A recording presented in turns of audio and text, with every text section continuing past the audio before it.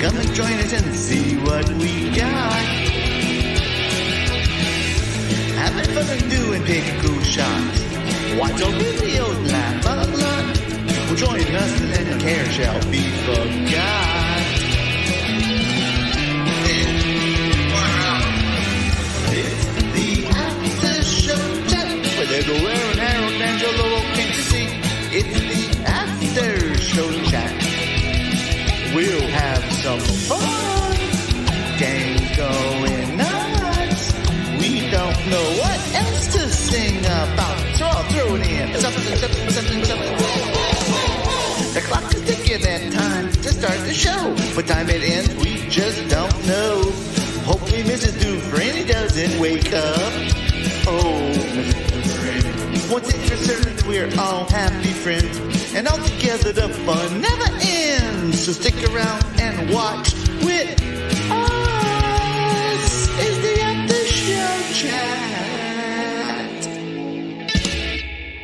Get your butt to bed, Harold Dufrene. Hey, what's up, everyone? This is Kelly from the Hoot Hollers. I just want to give a shout out to the after show chat. Love y'all. All right, Kelly, with the Hoot and Holler. Kelly and not the Hoot and Hollers, but Kelly and Ryan and Dr. Jess with the Golden Rods are going to be down in New Orleans next Monday. Yeah, next Monday, a week from today. And so they're going to be playing in New Orleans. They're going to spend a few days in New Orleans. And then they're moving to Lafayette and playing in Lafayette. And I am excited to go see Kelly, Ryan, and Dr. Jess, the Golden Rods. Hey, are you guys going to boil something?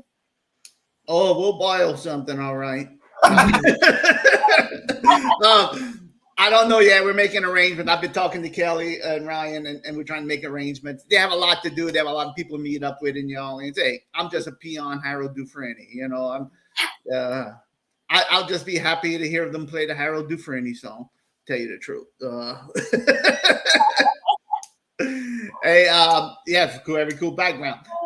Yeah, so I don't know. We're planning on meeting together, but we'll see. Like, you know how my feelings are about New Orleans, so I don't know if I'm going to go spend too much time in. I'd rather go see him in Lafayette. Tell you the truth, but that's another story for another day.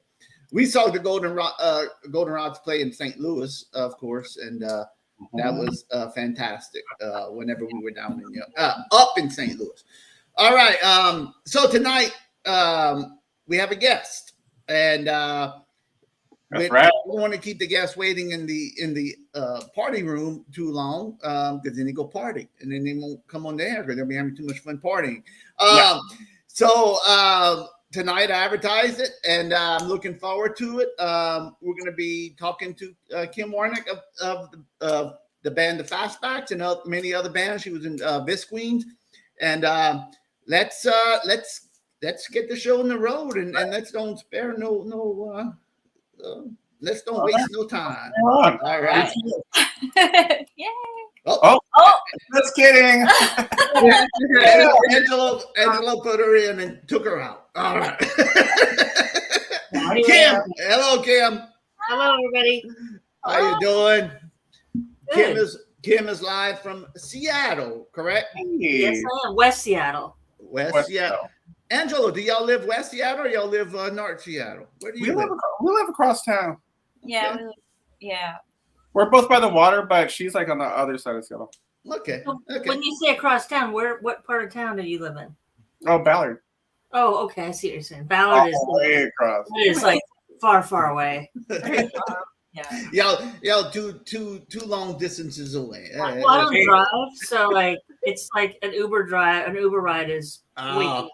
Oh, Yeah, that's like $100 from here to there. Wow. And then the bridge was out forever and all For that. 2 years. Yeah.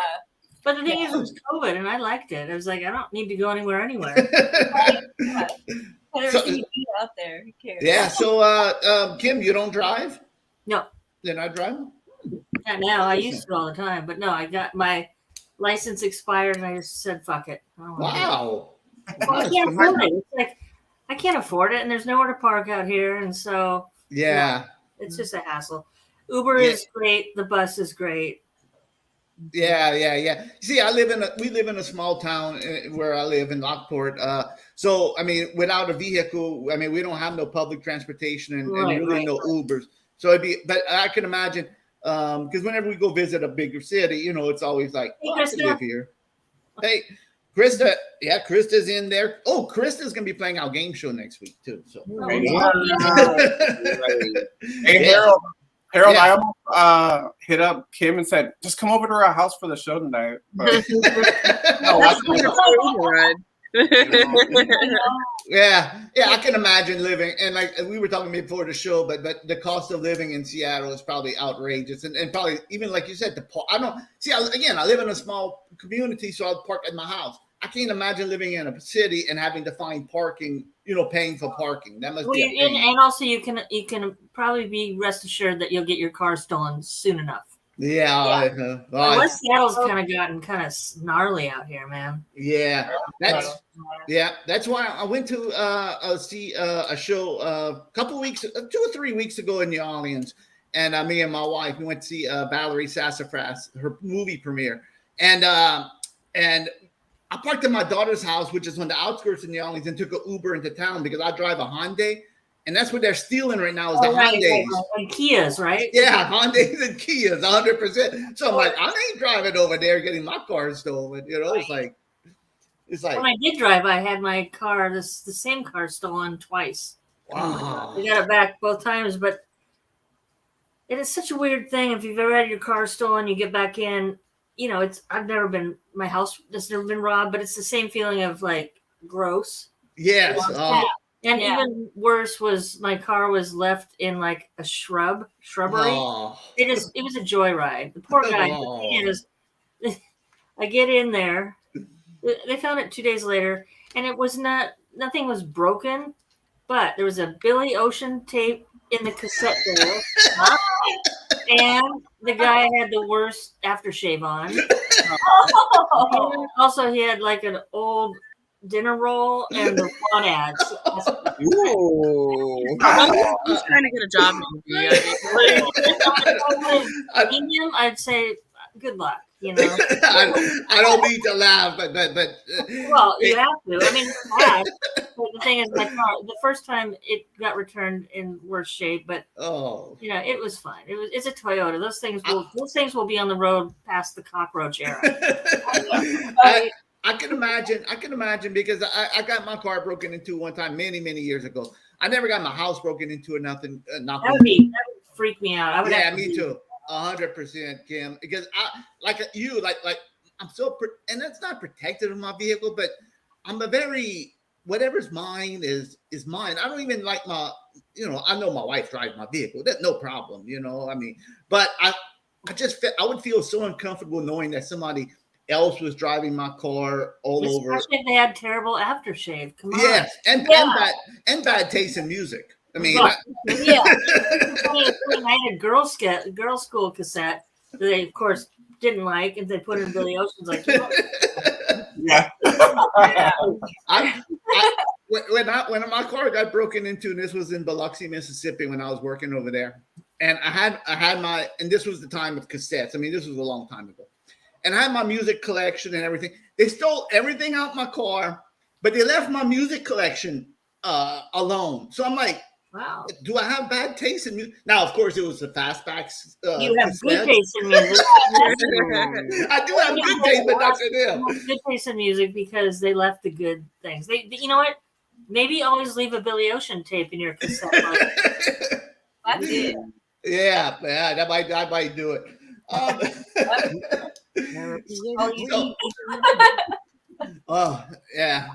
bad. All right, so Kim, Fastbacks. I mean, I've been a fan of the Fastbacks probably, I was trying to think back the other day, late 89, probably 90, probably around there. I discovered you guys, the Fastbacks.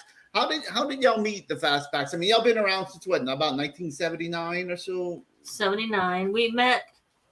Some of us met in high school. Some of us, we all went to the same high school, but I didn't meet Kurt Block till after high school. I knew Lulu in high school, but we weren't really good friends. I was friends with her cousin. Did She you go was to like, Nathan Hale? what's that? Did you go to Nathan Hale? Yeah, we did. Go Yeah. Raiders. I fucking hated high school. I was just like, get me out of here. I need to go play in Japan. That's all I cared about. And I was like, hi, and all my friends were like, well, you know, they were looking at colleges, and I just didn't know how they knew that they wanted to be a whatever, or a, you know, they wanted to go into nursing or whatever. Like I at that time I felt kind of bad. Like I don't have that. But you know what I had? I just wanted to go on tour and be in a rock band. And so for whatever reason at that point I felt like you can't really say that out loud because that's just a fool's errand. But right. guess what? It turned into a real errand. And it became the biggest part of your life. Well, it was, but it took a while. But at the same time, when you're just even starting your first band, it's really exciting. And, you know. Yeah. It was super exciting to start our band. Yeah. So you wanted to go tour in Japan. What were you? I wanted to be Japanese. I wanted to go there since I was okay. 5. I was obsessed with like there was a Japanese store at this South Center. You all know South Center. Yeah. I don't know what it's called, but it was I haven't been there for decades, but it was Japanese toys and things, and I'd always make my parents go in there because it was always so brightly colored, and I love all the primary colors, and I just thought I just wanted to go somewhere. I knew then I wanted to go somewhere that I wouldn't even know what was happening. I'm probably not going to go to another planet, but that was close enough for me. Yeah, and, I mean, clearly, if there is such a thing as the whole, you know, manifestation, which I believe in, that was first in my mind all the time. Now, how we got there was, you know, I certainly didn't orchestrate that, but certain things came about, and I have to believe that my insanity about it was somehow thrown into the mix. Yeah. You manifested that dream you had, and it became a reality. I thought maybe you were into Cheap Trick at Budokan or something. And come on! I mean, yeah. That first Cheap Trick record. I mean, that band is one of the best and most enduring bands of all time, and Robin Zander is the best American lead singer. There you go. I was so ready for her to like trash talk Cheap Trick. I'm so glad. I did that. I would have to. I don't know what I do. No. That band. I love those guys. Just and the reason why we're saying that, Kim, Gene and Angelo and Lil Aaron and everybody on the show knows I'm a big advocate of Cheap Trick, and that is like one of my top bands of all. And like you said, Robin Zander, even at 70, 75 or 74 years old. You can't even tell. And honestly, I got to hang out with those guys. Sub Pop put out a single, Cheap Trick single, and it might have been they did. Right. Yeah, and so when those guys came through town, Sub Pop hosted a little afternoon shindig with just the people that worked there. I worked with Sub Pop at the time, and it was just so. I mean, I saw them all the time through the 70s. I mean, I'd go to their Arena Rock shows, and they'd be playing with AC/DC or Ted Nugent, and I'd go there for them. But to actually be hanging out with them on this rooftop thing where Sub Pop was located was like a fantasy dream. And then it got even weirder because me and Jonathan Poneman, the co-owner of Sub Pop, we went out on the 10 one night with Rick and Robin and just hung out at this bar. Yeah. Wow. I just talked to Rick or Robin for, a couple hours about what was your first record you bought. And, he actually told me, I think I was talking about stage fright, and he doesn't have it. And because he said, I sang, he lives in Florida. Yeah. And he told me he sang the national anthem for a hockey game down there, which is funny. They have hockey in Florida. But anyway, and I said, and I cannot believe I said this. You know that Chris Farley thing where he's interviewing Paul McCartney on Saturday Night Live, where he looks stupid. He's like, so I mean, I don't think I look like that, but I did ask him. I said, so were you able to hit that high note? And I'm like, Xander. And he's like, yeah, I did it. I'm like, yeah, of course you did it. And then I felt like Chris Farley. It's hilarious. I was like, I'm sorry to ask you that. It's like, I'm gonna get into we're gonna be okay in a few minutes. It's still weird for me though. Right? So you were really a groupie at that point. Just I know, and I've met Robin Zander before. I mean, I never met him and went have drinks with him, but I met him a few times. Just as a fan, I didn't go, hey, Robin. They're so gracious. I mean, yeah, he is. He was very. Well, because they're nice. Midwest people, Yeah. Rick Nielsen. You're right about that, Chris. So that skit was hilarious. Because I've been that person. I've been Chris Farley a couple times in my life, and I've not been that insane, but probably back when I was drinking, I could have been. And so, anyway. Yeah, and Rick Nielsen's always been. I mean, I've met him a couple of times too, and he's always been nice. I told the story one time in 1984. I saw them at the World's Fair in New Orleans, and I was wearing a homemade. I forgot what airbrushed Cheap Trick shirt that I got made. And he saw it. He said, man, I like your shirt. I said, thank you. And he saw me in the audience, and I swear he pointed at me and he threw that guitar pick, and I didn't catch it, but it was coming right to me. So he's really good. He could have a whole nother. He should have been a pitcher because he really can nail it to people that want it.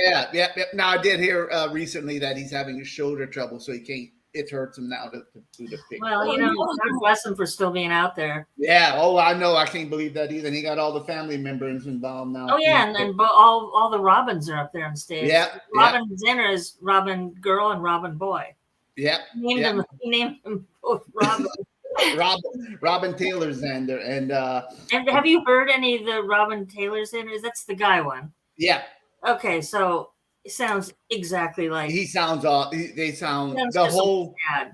And the Nielsen's too with Rick Nielsen. The Nielsen Trust. They're called the Nielsen Trust. They go out on tour. Very, very talented, and of course, Rick Nielsen's son plays drums. It's a Cheap Trick. Yeah, Dax. Yeah, Dax. It took me a while to come around to because Bun was just. I know, Bunny. I know that, but I'm glad they're continuing, and it happens. I mean, I can talk about drummers. I know. That's what I'm about to say. I have a question about this about drummers. How many drummers do you think the Fastbacks had? Y'all are famous for having probably the most drummers in a band in history. I mean, it's got to be a record, huh? Well, I don't know. I mean, it's up there. I will say this. Okay, so the number is either 12 or 13, and that could be a loose number. But why I say 12 or 13 is our third drummer, Richard Stuverud, came back for a second stint after a while. So do you count that? I don't know. And keep in mind, some of these drummers just played one show with us. And they're fast, we can't do it. Or maybe sometimes it was just a practice. I don't know how that I don't think there's really any hard number. Is that like a thing like y'all just couldn't hold on to a drummer, or that was just because it was like in the early times in Seattle, and we weren't very good for a very long time. It's actually true. We couldn't be we played shows with. We weren't really a hardcore band. We were like fast. We wanted to be like the Ramones, but we had girl singers, and we loved arena rock. And so listen to those songs. Kurt Bloch sounds like he's in Blue Oyster Cult. Yeah, I know 100%. Yeah. And so like for us, it was we didn't really fit in in the early 80s in Seattle. There's a lot of really great music, but a lot of like more arty kind of music, which was amazing. Like bands like the Telepaths or the Blackouts. I mean, Seattle had an amazing early scene well before all the stuff that people know about. So we didn't fit on that. So we ended up playing with bands like GBH when they came to town, which is great. We like all that shit. We love the clubs. We love Queen and Blondie just as much, and the Ramones. We like so many different things that it's all distilled down into what our records end up sounding like. Yeah. Because I was trying to explain. I was talking to people about the Fastbacks, and I'm like, yeah, and in fact, I was talking to Gene about it, and I was like, you can't describe them as punk, maybe, but not really. Maybe Not pop punk. Yeah, not pop punk. Yeah, because, and I don't like that kind of music, but I don't even know. And I think that for a long time was, and maybe still to this day, and I think that's a good thing, is we're elusive, and that's punk. Yeah, 100%. That's and that's what I said. I said they're just the way I described it was they're just a good band. They don't need to be described in a way. Why do you have to use so many? Yeah, you don't need to class. Some bands you don't classify. You don't But need I love to that classify. sometimes I am the person that reads all the comments on look at like an old video of us that's on YouTube, and I'll read the comments, or I like reading reviews of our records. That's what I like, because it's just funny. I just read they always love to talk about our careening vocals, careening sort of out of control. But and that's fine. But the one that I love lately that I heard was Kim and Lulu's garage sale vocals. That I think is amazing. It makes me feel like, fuck, we are exactly what I wanted to be. Yeah, and I'm gonna tell you, whenever I first got into this was before the internet. This was before, we had a lot of sources. So whenever I got into the Fastbacks, I just got I was into punk, and I ended up with listening, getting into the Fastbacks and running in, finding the Fastbacks. And honestly, at that time we didn't have a lot of information. So Kim, I didn't know. Whenever I would just look at the cover, I didn't know who was Lulu. Yeah, I didn't know who was who. So because we didn't have that info. It's which is the coolest thing. I was just having a conversation with a friend the other day. I love that I am analog and digital. So I am pre-internet, where I had to, when I was 13, I subscribed to all the music magazines like Circus, Cream, Hit Parader, Rock Scene, finally. And so that's that was my internet. And also used record stores. In Seattle, there's some amazing ones, Celphane Square. And so that's where we'd go every day after high school, and we'd just buy the punk records as they came out. Like, oh my God, the Sex Pistols album is out. We can buy it. I've been reading about it in Melody Maker, the English Press, and finally I got it. And then we started seeing those shows, like that, not the Sex Pistols, but that wave of bands started coming through town, like Elvis Costello, The Jam, The Police. This was all at the Showbox. I never thought I'd be able to ever. The most crazy thing is Magazine, which is one of my favorite bands ever. And they were, I think, the first English band that I saw that I knew that band, and they played in Seattle, and couldn't believe I was seeing it. And just seeing The Jam, and even Elvis Costello, he's so angry. It was not the first album. You couldn't tell what he was like until you saw it live. That was not. First album is great. I love all his records. But that show, it just showed me there's something more happening here. Yeah. Super exciting to see it, that early on. And there's some amazing shows back then. XTC, that kind of stuff. They don't even tour. He's too scared. Andy Partridge won't do it because he has stage fright. Yeah. I know, and I know what you're talking about too, Kim, because me, trying to find, I'd read Maximum Rock and Roll, for the punk reviews. Of course. And that's how I probably and I really Scene can't report. tell you. The scene report. The scene reports, exactly. And in Sacramento. And that's probably because I don't remember a defining moment. I said, "Oh, I picked up my first Fastback CD or my record." It was probably a cassette or record at that time. It was definitely not a CD.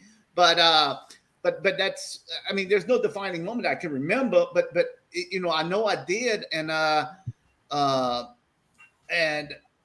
it was completely different. I think you appreciated the music more back then too, where everything's not digital now. You could just skip to your next track without listening fully, because back then you bought an album, you were going to listen to every track. Of course, you had basically no choice. You spent your money on it. You did have a choice. You had to get up off the fucking Yeah. move the needle. Yeah. And you spend your hard-earned money on it, and you say, "I'm going to like this record no matter what. I'm going to learn to love I it." better like this record. Yeah. I just spent $7.99 for this record. Oh no, I'm you know when I was buying it was like $5.99 or something. But there was a lot of money back then, you know. Yeah. Now, Kim, I know. I mean, the Fastbacks. I mean, y'all had. I mean, I think to me, y'all. I mean, and I'm sure to you too. Y'all had success. I mean, y'all were never really a major label band or anything else like that. You were always. Success is. Go on. I mean, I don't. Yeah, success is success to I mean, to me, the Fastbacks, but like a major label, like a lot of groups were jumping on major labels, like a Green Day, for example, back then in the day. I mean, nobody asked us. It wasn't like we were trying to not sell out because remember that was the big thing. Oh, that's 100%, with Jawbreaker selling out and everything else. Like, selling out, like who doesn't want their music heard by everybody? I know. It's fucking ridiculous. So, but nobody ever asked us, and we just put out records on anybody's label, and luckily we ended up on Sub Pop. But we were on Pop Llama for a while. I mean, put out records on our friend's label. I worked at Sub Pop, so it was very much a comfy deal for us, you know. And so they put out our records, and I worked there, and I got to go on tour because I worked there and promote the band. So it worked out really nice. Yeah, and I do remember that vividly. All the different labels you guys had records on, and I don't even remember all of them. I know it was a lot because I bought every one of them. So, so I don't even have any of them. So. Is there a? I mean, I know it's probably hard to come up with a favorite, but is there a favorite Fastbacks record of yours that you like the most, or? So really, you know, it seems like that'd be an easy question. I'm gonna have to say, you know, for me, I mean, I think for any artist that's put out a lot of records, I mean, for me, those records each record is kind of like a journal for me, a diary. So when I listen to whatever record that I'm from, whatever era, I go straight back to what was going on for me. I like, I don't know, Very Powerful Motor is one I really like. Yeah. Zucker I really like, but you know, I sound like just that dumbass rock person. Well, I can imagine it's hard for an artist to because I mean everything. Yeah, but don't you think there's some shitty artists that they gotta know that one record was a stinker? Yeah. Well, I think just putting on their best face, or maybe they believe that, but I don't think we ever made a record that's terrible. No. I mean, honestly, I never. Yeah. I never bought a Fastbacks record and said, "God, they suck. They were good." They sold out. No, that never hit me. Whatever. I knew what I was getting. I knew I was going to get. I knew I was going to get a good record when I bought the Fastback. That was one guarantee. Maybe I'll read the reviews of other bands. I don't end up with a stinker. But guess what? With the Fastbacks, that's why I love a lot of the bands. You know that I do. Because they never let me down. I mean, even Cheap Trick did The Doctor, which is. But I know. I mean, you know, everybody, all bands. I mean, Kiss did music for the Elder. I don't like that. Yeah. I love that band. I do. It's on their first show in Seattle. The very first show. Wow. Paramount is for a Hotter Than Hell tour. And the weird thing is, because there was no video at that point, but I didn't know that they had Fire. I didn't know what their show was like. So when I went to that, I couldn't fucking believe it. There's no show like that at that point. It was 1974. There's no show like that going. And so I went back to high school and I was just kind of insane that morning. I tried to explain to people what I saw. And, you know, it's a funny story. So because I loved Queen as well, not many people knew who Queen was either. This is early. This is before they had hits. But this jock guy sat next to me. He's like, what did you go see last night? I said, this band Kiss. They're the best rock band I've ever seen. He's like, they're fucking faggots. They sleep with Queen. Oh. Wow.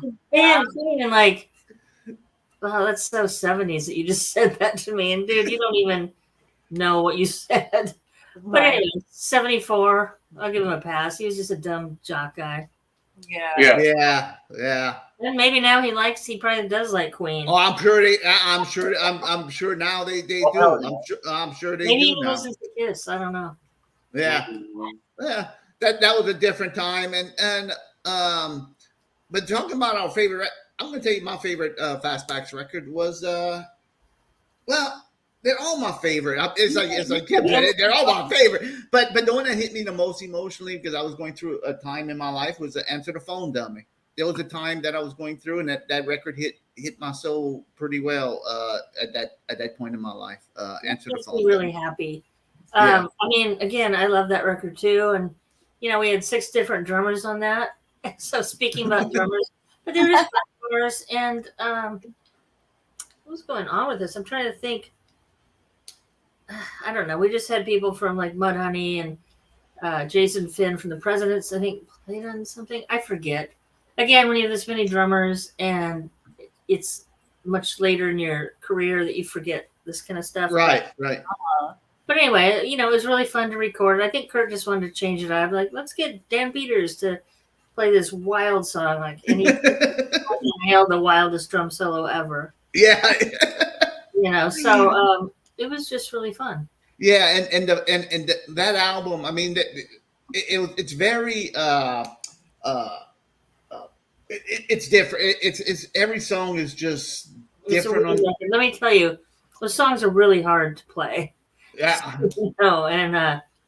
So it's not easy to learn all those songs. But yeah. I mean, y'all had and I really love the song In the Observatory.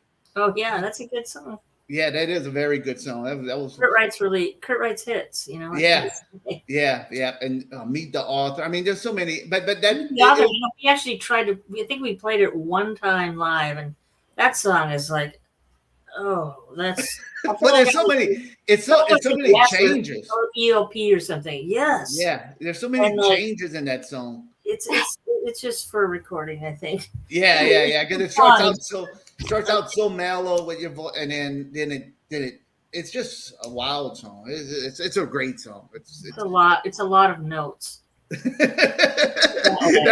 the kind of album you learn, and after that you say, okay, we're not going to play none of these live. We're going to go. It's our studio stuff. Yeah, but that's the one in my mind that touched me a lot. Was that one? I like Zucker. I like a lot. I mean, like I said, I never got a stinker. All right. We just put out a single. What's that? We just put out a new 7-inch. Yeah. Do you want to talk about that? Sure. We put out this. We did it a year ago, but pressing plants are all backed up, and so it's new to everybody else, but not to us.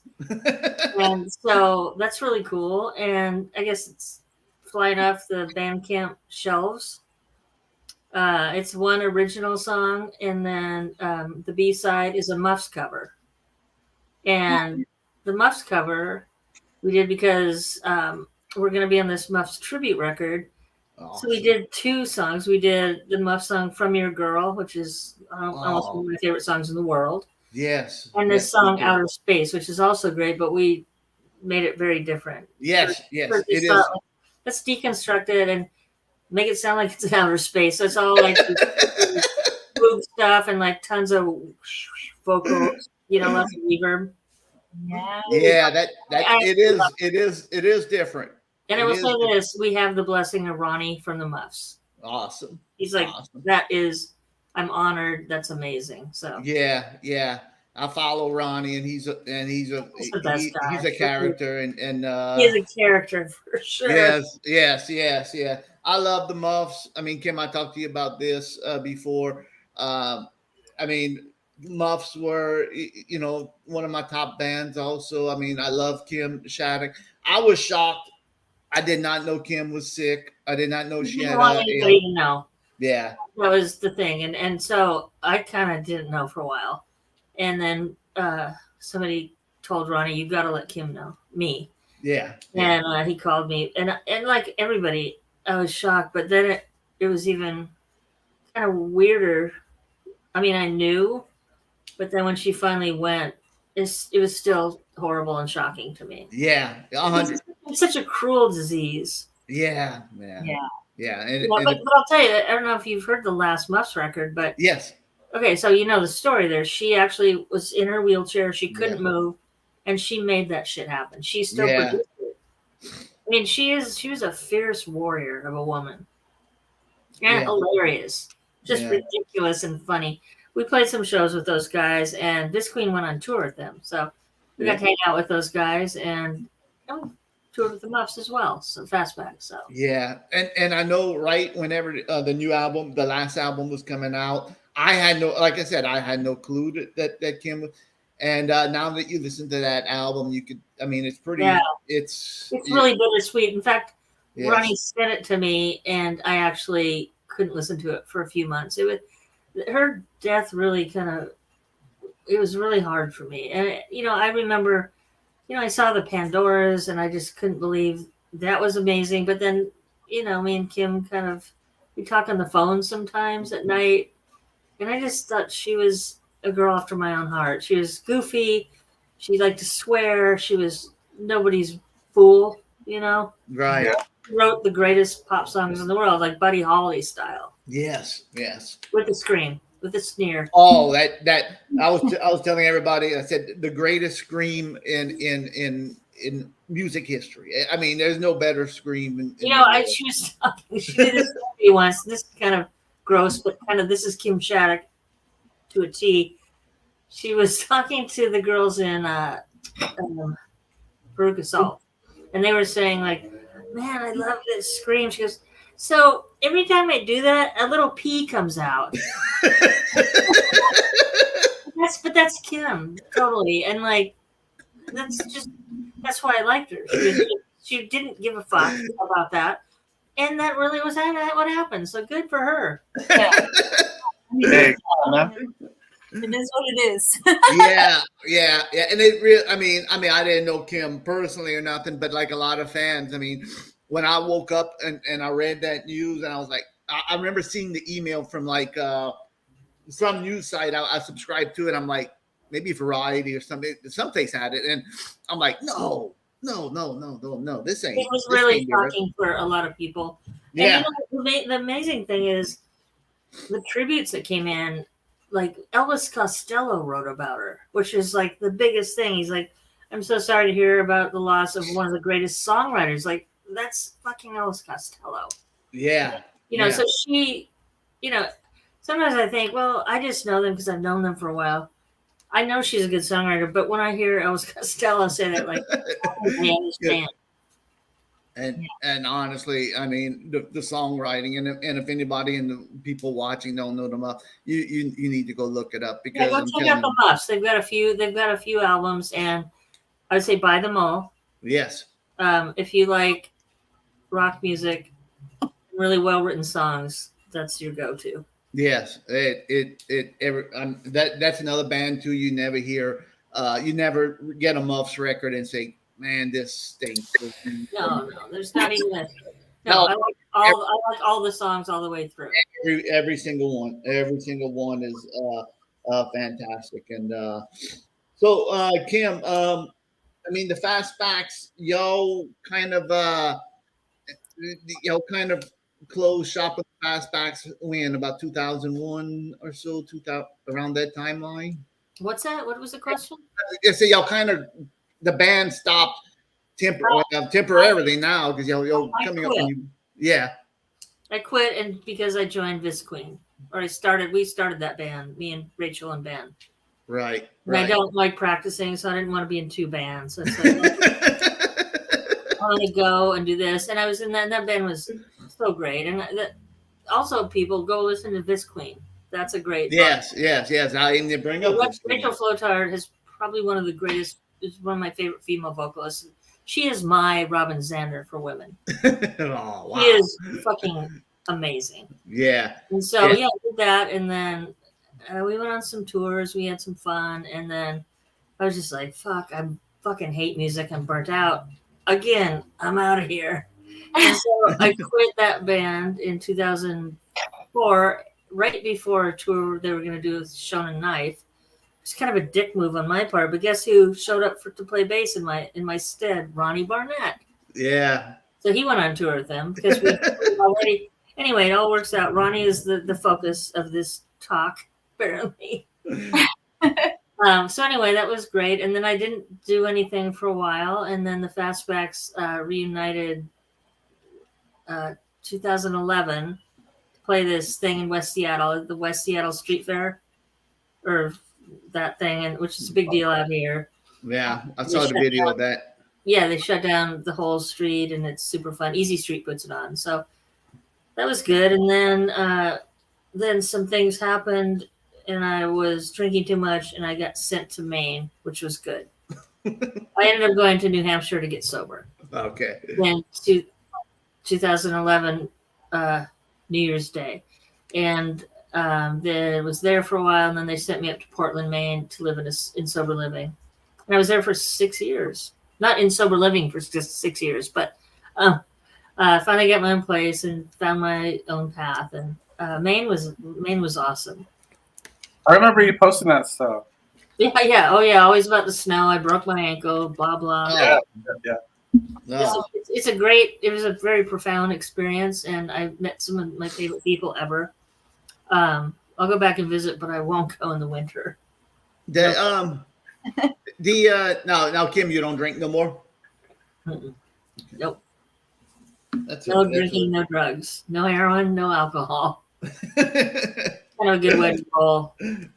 And then I was pretty shocked too, because during the pandemic, y'all came up with a few, the Fastbacks, you and Lulu and Kurt came up. Y'all released these videos, like a couple of videos of y'all playing like this, kind of quarantine videos. Yeah. Yeah, the quarantine videos. That was Lulu's idea, and that was really fun. And it was fun to do it in a different format, if you will. And Lulu works in the film world, so that's what she does. She's a director of photography. She's a DP. So, it was fun for her to do it. It was fun for us because we never got to see each other. Nobody saw anybody back then. Right. Yeah, 100%. So yeah, that was kind of a fun little project. Yeah. We don't do much, but we stay busy. We're putting out records that are old. They're 8-year-old. Well, that's good. We also have another LP coming out. Oh, really? Well, it's in the pipeline. Yeah, it's called Super 2, an actual LP, and it's rarities and covers. Awesome. And stuff that's out of print, and we've done the weirdest covers I think of any band, because we love like Van Halen and all that shit. So, but we're girls, and so we can't really sing it. We do really cult songs, and so it's kind of different, but somehow we've made it work. But we love doing those covers, like Raspberry Songs and Zombies and all that stuff. Yeah. Oh, I'm gonna be definitely looking for this. Well, we don't even know. Who knows? It could come out today or like in a year. I don't know. It's weird now, huh? It's so fucked up. I mean, it's just weird, the music industry now, the way everything's just different than what y'all did, back in the day. It's just so weird. But that really surprised me. Like I said, I was on social media and I saw, wait a minute, here's the Fastbacks have a quarantine.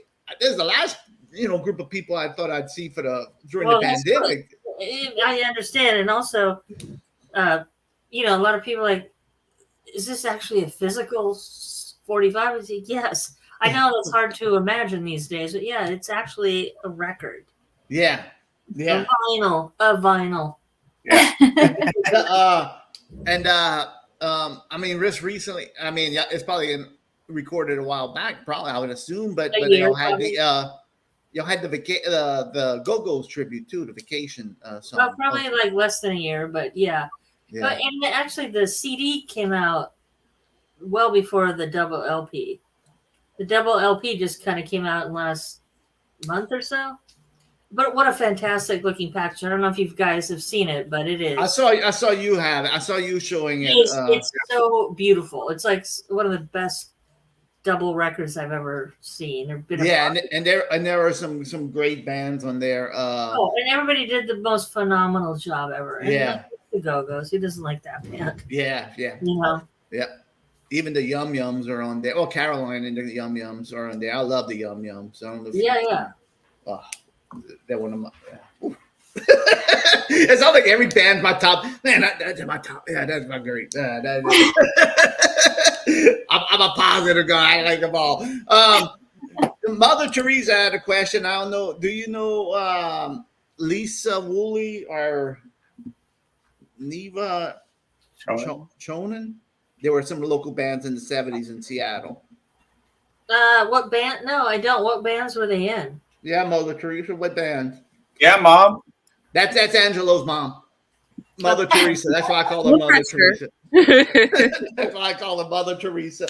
I mean, what bands were they? Because there was, definitely a lot of great bands in the 70s in Seattle. My mom grew up in Bellevue back in the day, so I don't know what's talking about, like the metal scene over there, like TKO and all that shit.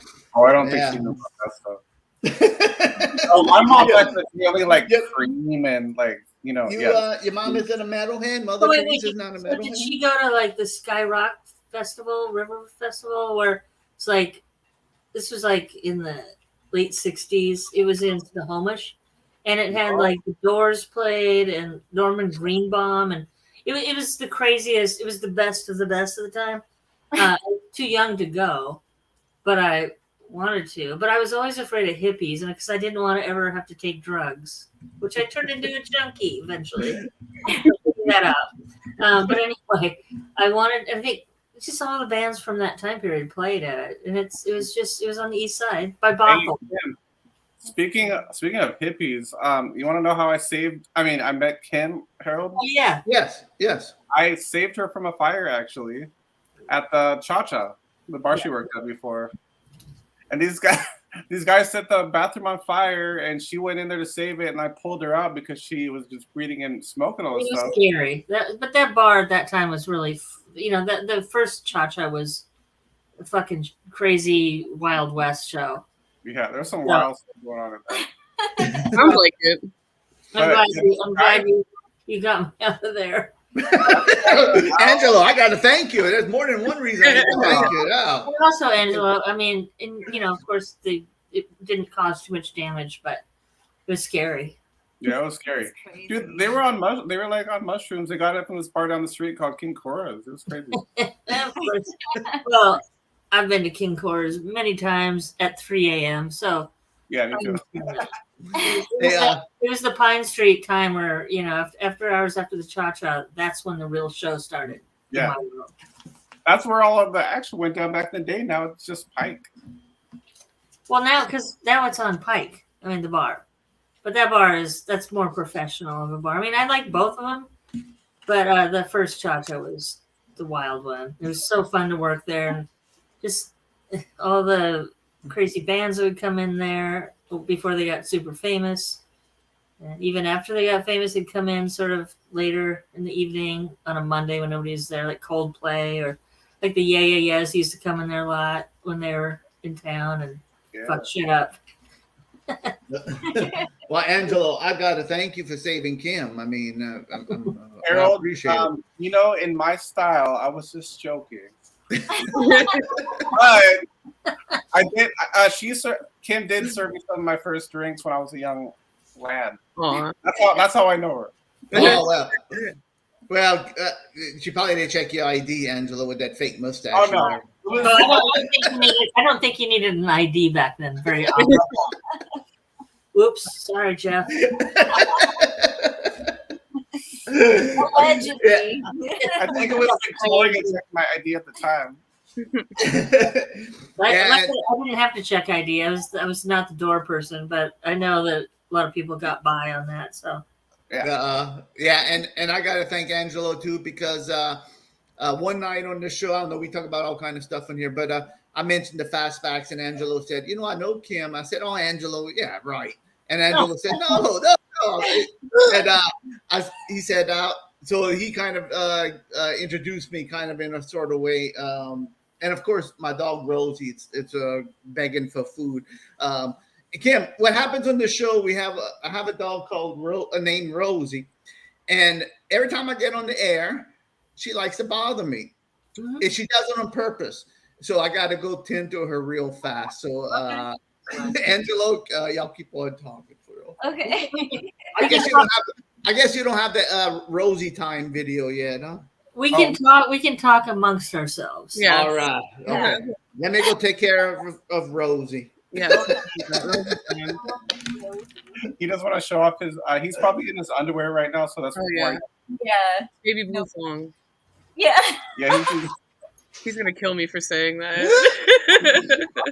He's probably wearing that right now. He probably is. But yeah. Who's out there listening right now? I know. So we probably have the Templars. We have Krista and her husband, Travis, and my mom. Travis is and Steve Templar and John W. Davis, and Travis is a Crispy Shrimps is in there. We have a lot of people that are just listening to the conversation. A lot of them are just listening now. Crispy Shrimps, I talked to just before the show. She's in there. Travis Lawler. Well, I know he knows. His musical taste is up. Anita's in there. Bryce is in there. Bridget's in there. You see, we have a lot of people. Hi, everybody. Yeah, they've been listening to the stories, and Audrey's in there. And by the way, your shirt is great. Dolly Rots rule. Oh yes. Wow. Oh, I've been getting into the Dolly Rots so much lately, and I just they're one of those bands who at first maybe I didn't like them too much until I started listening to them more and more and more and more, and oh my goodness! And you know what, Kim? I know Kelly has she has the radio show on the Sirius XM station. Does she? She has a show on it? Okay. Little Steven's Underground. Right. Yeah. But her show comes on at like 2 a.m, so I'm never up. I can't listen to it. It's like. Can you tape it? Can you record? Can you tape it? Can you record it? I think maybe you could. Is it archived? Yeah, it might be. I might have to go look into that. Because I know I've seen her playlist, and I know she played Fastbacks and everything, and maybe even Disc Queens before. Yeah, see, that makes me. I'm always still stunned by that. Like how did they know us and. Yeah.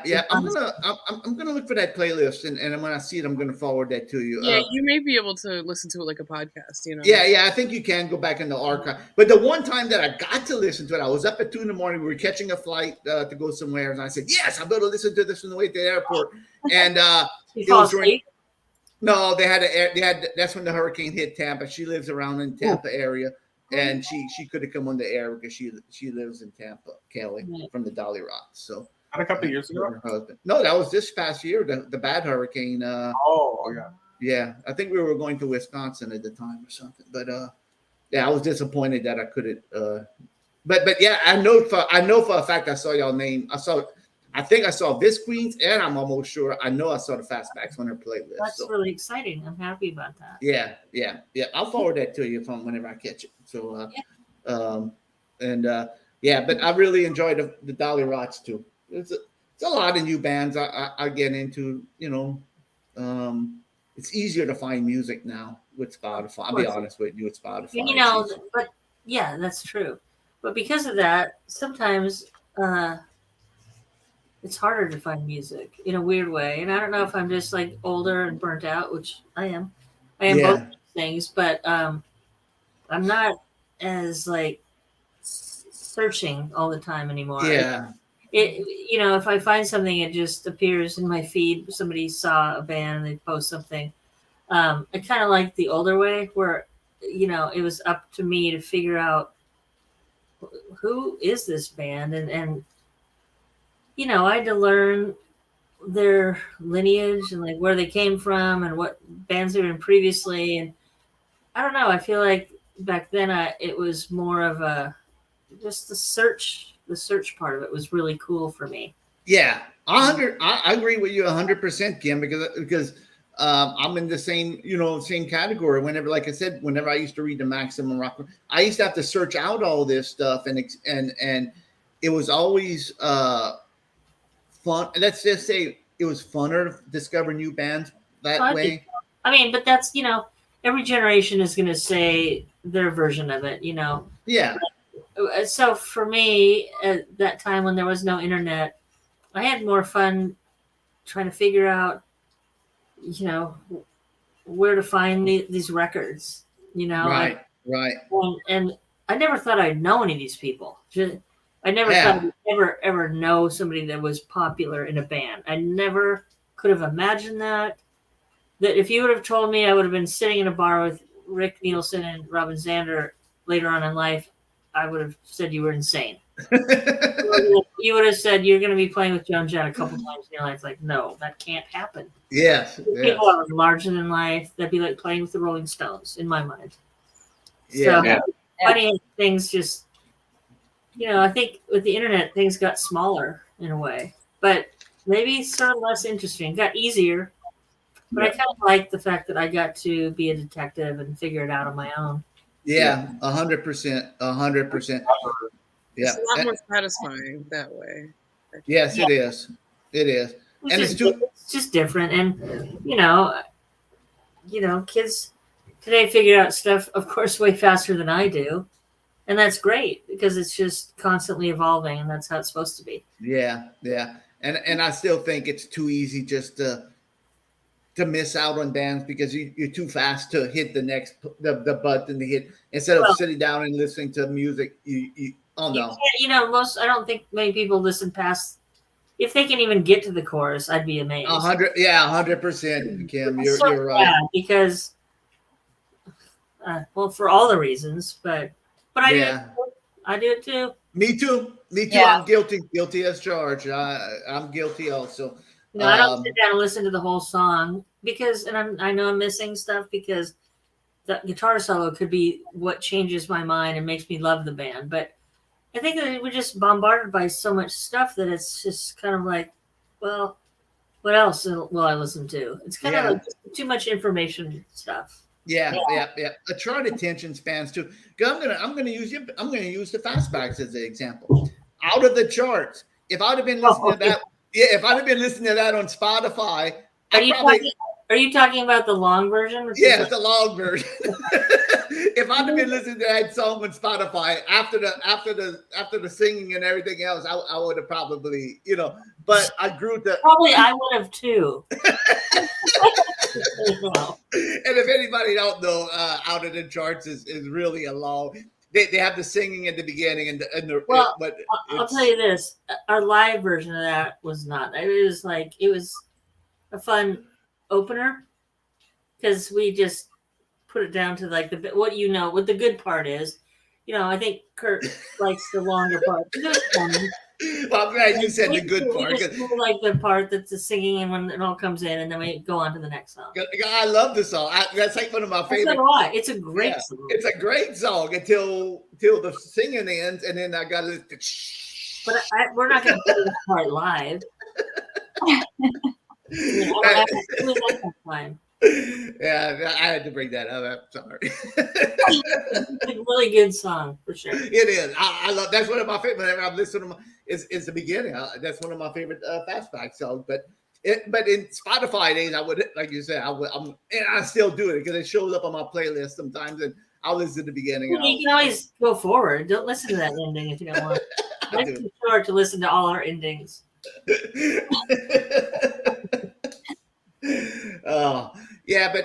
The discovery part was too, and I wasted a lot of money on bad albums over the year. I'm sure we all did too. Whenever we were trying to discover. But you know what? I did too, but the albums weren't very expensive, especially because a lot of them I started buying at used record stores when I was like 14 or 15 years old.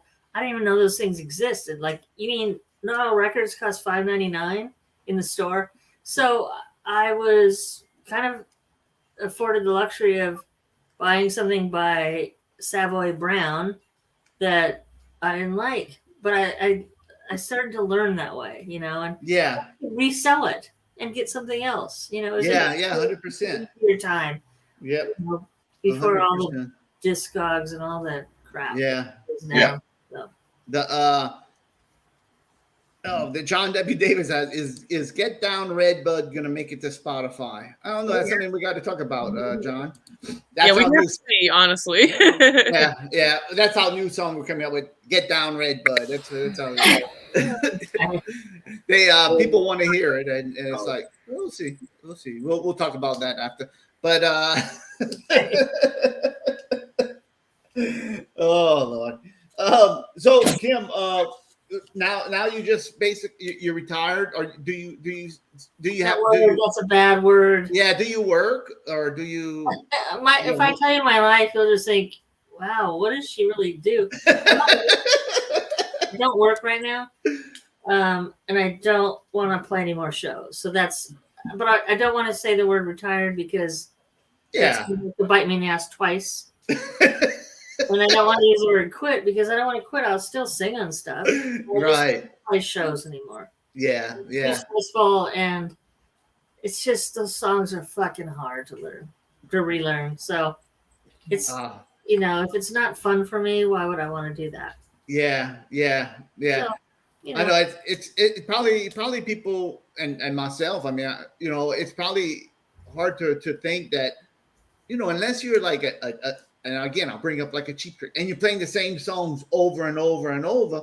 I mean, that's one thing, but if you don't play a lot of these songs in a good while, I mean, you probably gotta trust me. It's like going to like an intense school or something, and I don't like doing that, and so it's really hard, and it's harder for me. I feel like everybody, well, except for Kurt, but we all have problems trying to relearn these songs again, and they're very.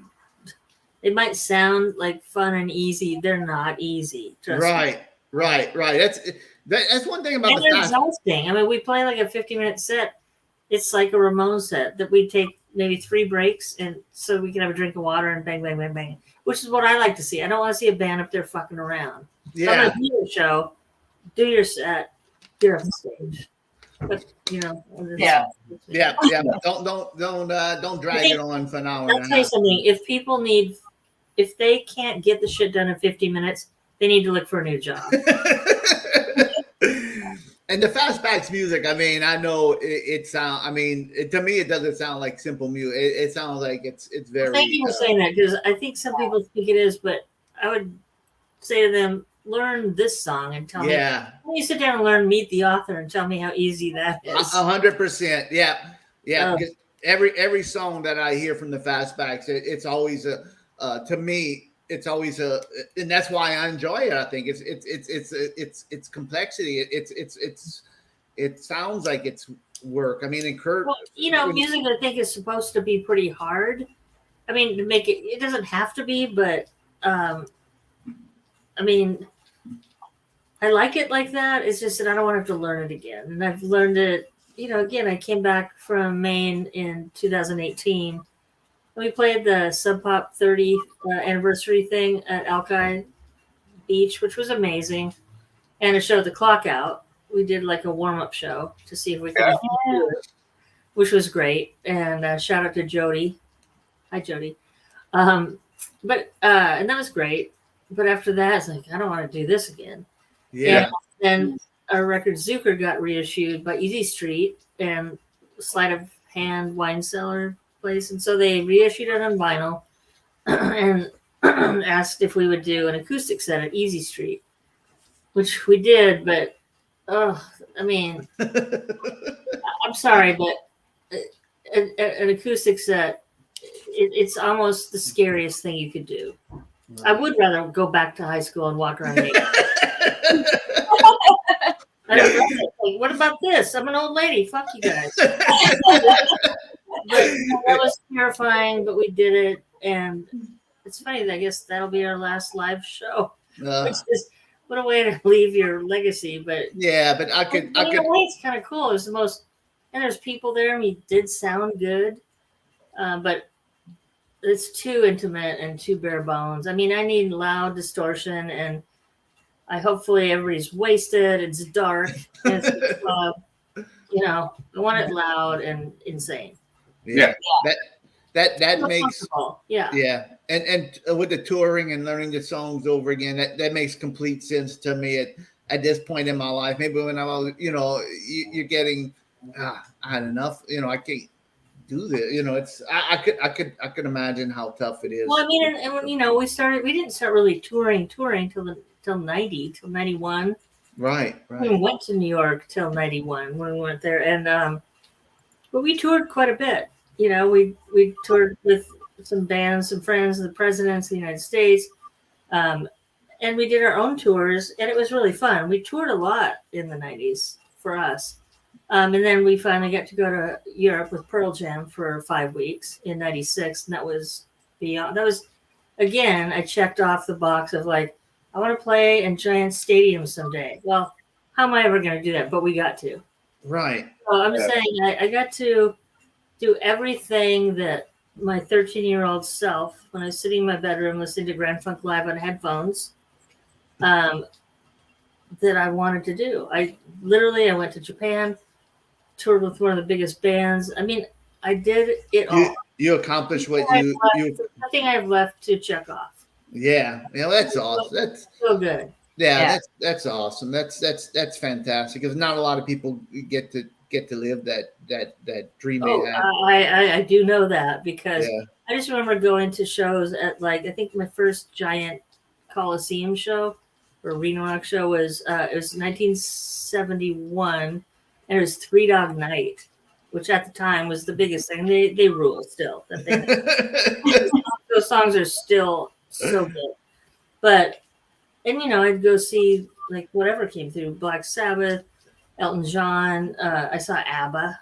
Who sees ABBA? That's nice. Now you got my attention. Now you got Ramona all worked up now. Well, I'd go to these shows and I'd always think it's so. I just didn't understand. I'd worry for them that they were going to make a mistake. I didn't know. It didn't occur to me that they not only had played on the record, but they're on tour playing the same set for years. But to me, it's wow, are they going to be okay? I was probably only one girl that was 14 in the audience thinking, I hope they don't fuck up. You're looking out for them. Yeah. Kim, how did you? I'm going to have to backtrack real fast, and then. But when did you start your musical? Like were you a child? Did your parents encourage you to play an instrument or something whenever you were young? Well, they didn't envision this person probably a tomboy. They probably wanted more of a girl. I mean, they were the greatest. I mean, I was an only child till I was 12. And so in those 12 years, my dad bought us a jukebox when I was 10. And that was life-changing. At that moment, I couldn't believe, because I would actually spend a lot of time looking at the because I could put my singles in there as well as his big band stuff. Right. And so That's cool. It was really cool, but I remember putting the singles in, and I'd look at the singles and I was 10. I didn't understand. I didn't have the music magazines coming in yet. I didn't understand, but I knew that I tried to understand, well, who is, Petula Clark? How did she get on this record? And who are these people underneath? I didn't know they were the writers. I didn't understand. And so I would just sit in front of that jukebox like a hypnotized crazy person. And I wanted to know how to be on a record. So, but I didn't play an instrument. And, in what it was 1970 or 71, I started going to shows. I told my mom and dad I wanted to play guitar. And so they bought me a 12-string acoustic guitar, which is a really weird thing. You don't buy your first guitar shouldn't be a 12-string. I don't even know how to tune 6 strings. And it was a tune when they gave it to me, and then it went out of tune, or I think it broke a string. And I was like, well, it's broken. We're done with that. and then after that, they actually got me they rented me I think it was a Strat copy or something, a little Champ amp that I blew out when they went to the store one day. And I don't know what happened when they took it back, but what I was doing that I was starting to. I think I had a boyfriend that knew how to play guitar or something, and also I bought those learn how to play chord books, that you can get.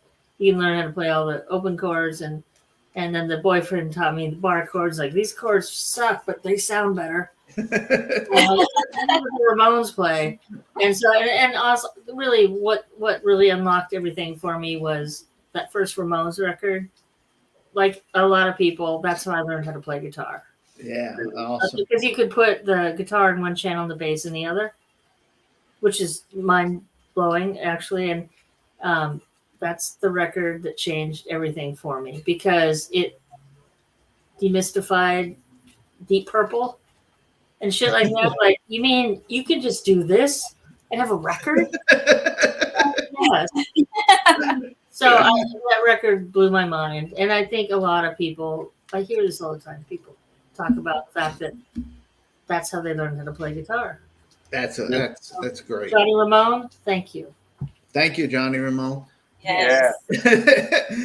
And Kim, I'm going to tell you, whenever you were talking about you never imagined meeting your idols and all, if somebody would have told me in 95 or 94 or 93 that I'd be sitting here talking to Kim Warnick from Fastbacks, I would have told them the same thing. I would have said, you are nuts. That is not going to happen. But I am happy for the internet for stuff like this. For me, luckily, I say meet your idols if you can. I've never had a bad experience. Yeah, but that's me. So I mean, I know people. Things have gone south with other people and it depends on the person you're meeting. Some people are just, some people are assholes. Sounds like Ric Flair. Sounds like a little incident I had with Ric Flair, but but I'll leave that for another day. That's a different story for another day. What band is he in? He's a wrestler. He's a wrestler, Ric Flair. Oh, yeah, he's in the wrestling band. He's a wrestler. He's just he's just a jerk. Let's just leave it at that. All right, Kim. Do you have time to stick around for a little bit longer, or you have for a couple more minutes? Yeah, sure. Okay. Well, we do appreciate Angelo. Yeah. Hurry up and hit us with a yay or nay. Let Kim play around with yay or nay if that's okay with her. All right, let me find the song. Okay. All right. Just kidding. Let's do it. Wait, what? What are you doing right now? Oh, we're doing the I'll thing. explain that in 1 sec. Well, we're going to do, Angelo's going to come up with a topic, and we just say we agree with it, yay, or we don't agree with it, nay. Angelo always comes up with great topics. Like one time he came up with a topic playing footsies with your significant other, and of course that was a nay for me. But anyway, I don't know if I'd be a yay or nay in that. But I know that's what the fun of the game is. So if you have time for a round, we'll let Angelo pick a topic and we'll go one round, and then we'll hit it. All right, hit it. Let's hit it. It's time to start the game. Is it yay or is it nay? Pickles in your tuna fish, ketchup on your hot dog bun. You see, we all want to know, is it yay or is it nay? Imitation crab meat, swimming in a cold stream. Black olives from a can. Give us your opinion, that's the plan. You see, we all want to know, is it yay or is it nay? That's right, it's time for Is It Yay or Is It Nay? The fun game on After Show Chat where discussions start and anger and fights break out. We bring up the subject, You decide, is it a yay or is it a nay? Be ready to back up your facts, because here we go. Is it yay or is it nay? Kim, I'm a singer also. Oh, I was gonna say. Yeah. All right, Angelo, you have a topic? Oh, okay. Yes, I do. All right. All right. Let's say you're at the grocery store and you're in the bathroom and you find $10K on the floor. Do you turn it in, yay or nay? You find $10,000 in the bathroom? Yeah. How do you find it? Is it bills or is it like a check? What is it? Oh, it's just a stack with a rubber band and everything. Oh, okay. All right. Well, we'll go around the room. I'll go first. Angelo, I don't know who dropped this $10,000. First off, in Seattle, you'll find. I mean, that's true. That's true. I'm thinking of Lockport, Louisiana.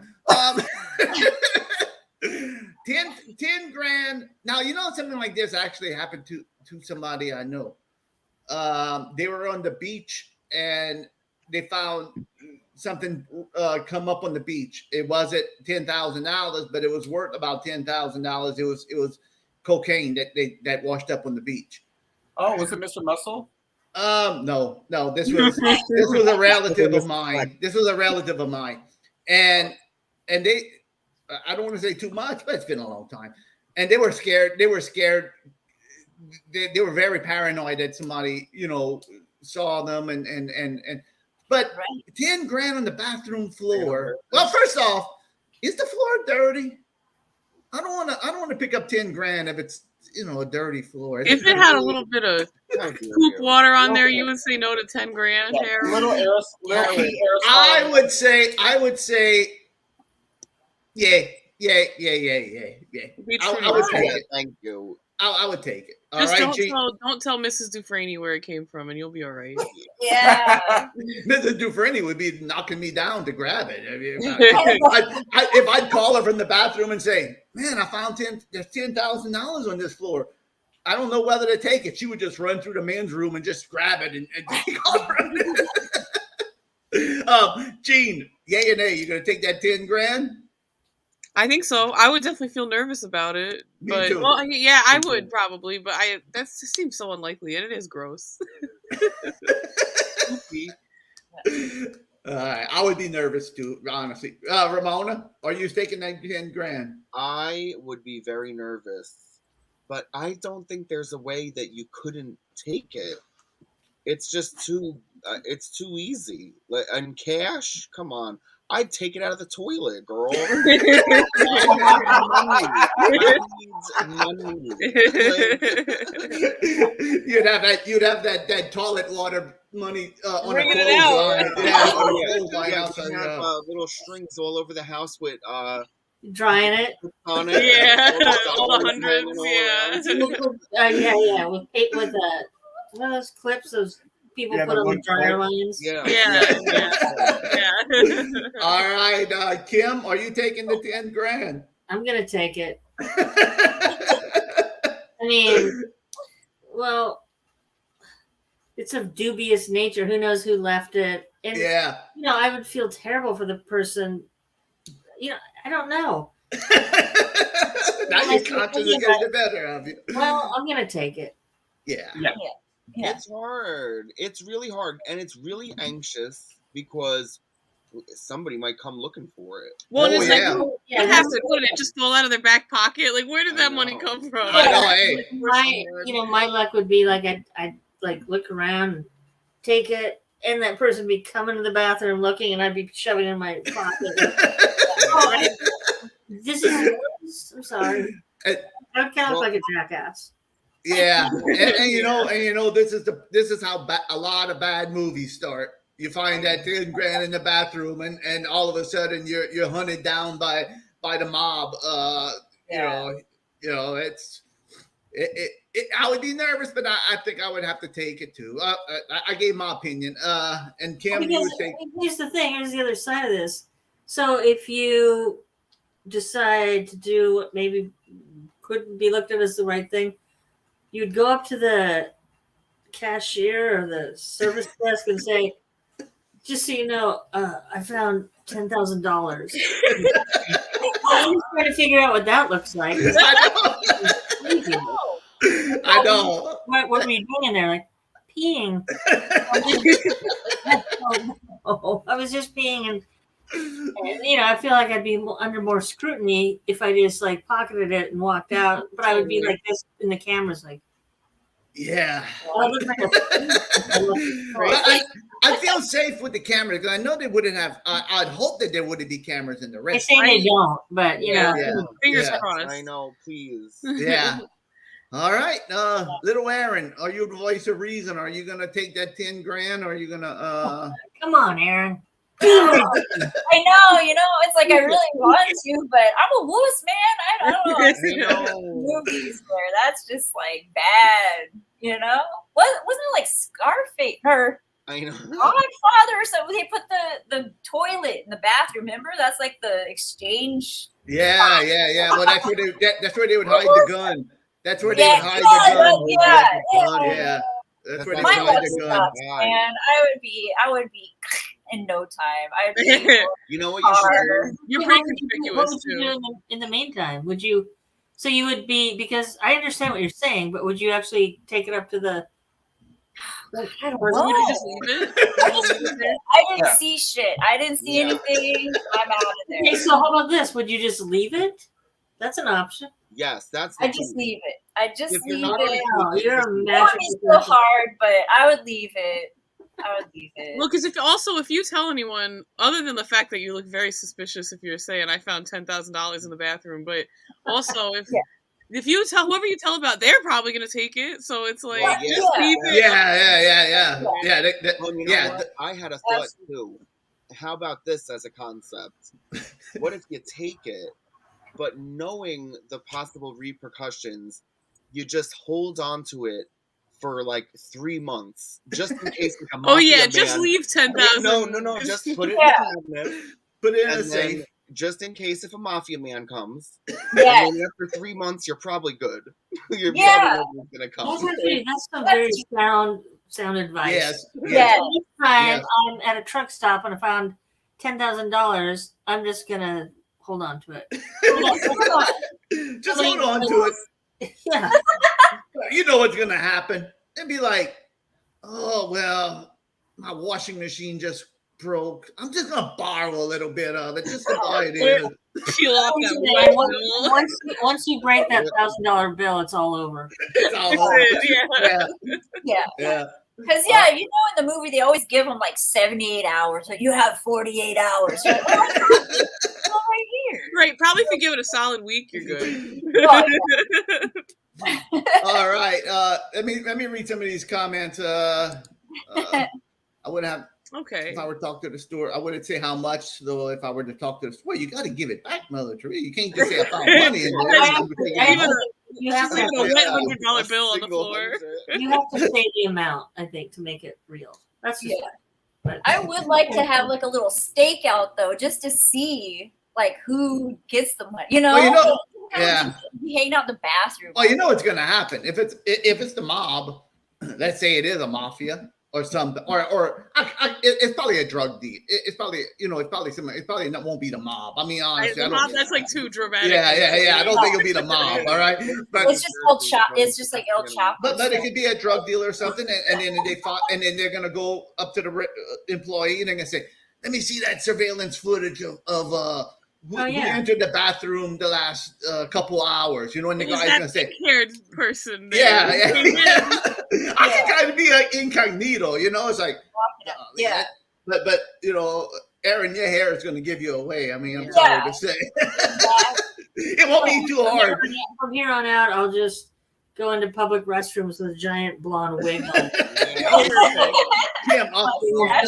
Kim, say like, "Oh my God, is that girl?" Kim, always have a disguise ready. Always just have keep a disguise your ready. bathroom wig. Always keep it with you. You don't have a wig in your purse at all times? Just in case. Angelo, you brought it up. What's your take? Okay, so it's just a thing in cash. Like if it was one thing, like somehow I got a Venmo payment of $10,000, that shit's traceable. But as far as the cash, I mean, I would just run. I'd just fucking run. Well, they're gonna see that on the cameras. Yeah. Well, I mean, I'll run once I leave the store. A lot of smoke behind us. Listen, Release I the wanted to country, see you guys. something But I would love to see the footage of you leaving the store. Like, I know. You you're can't trying do not that. to be clear by not Like Angelo would be leaving like the bathroom, like he'd be like, Great. Oh yeah. he'd be on the phone.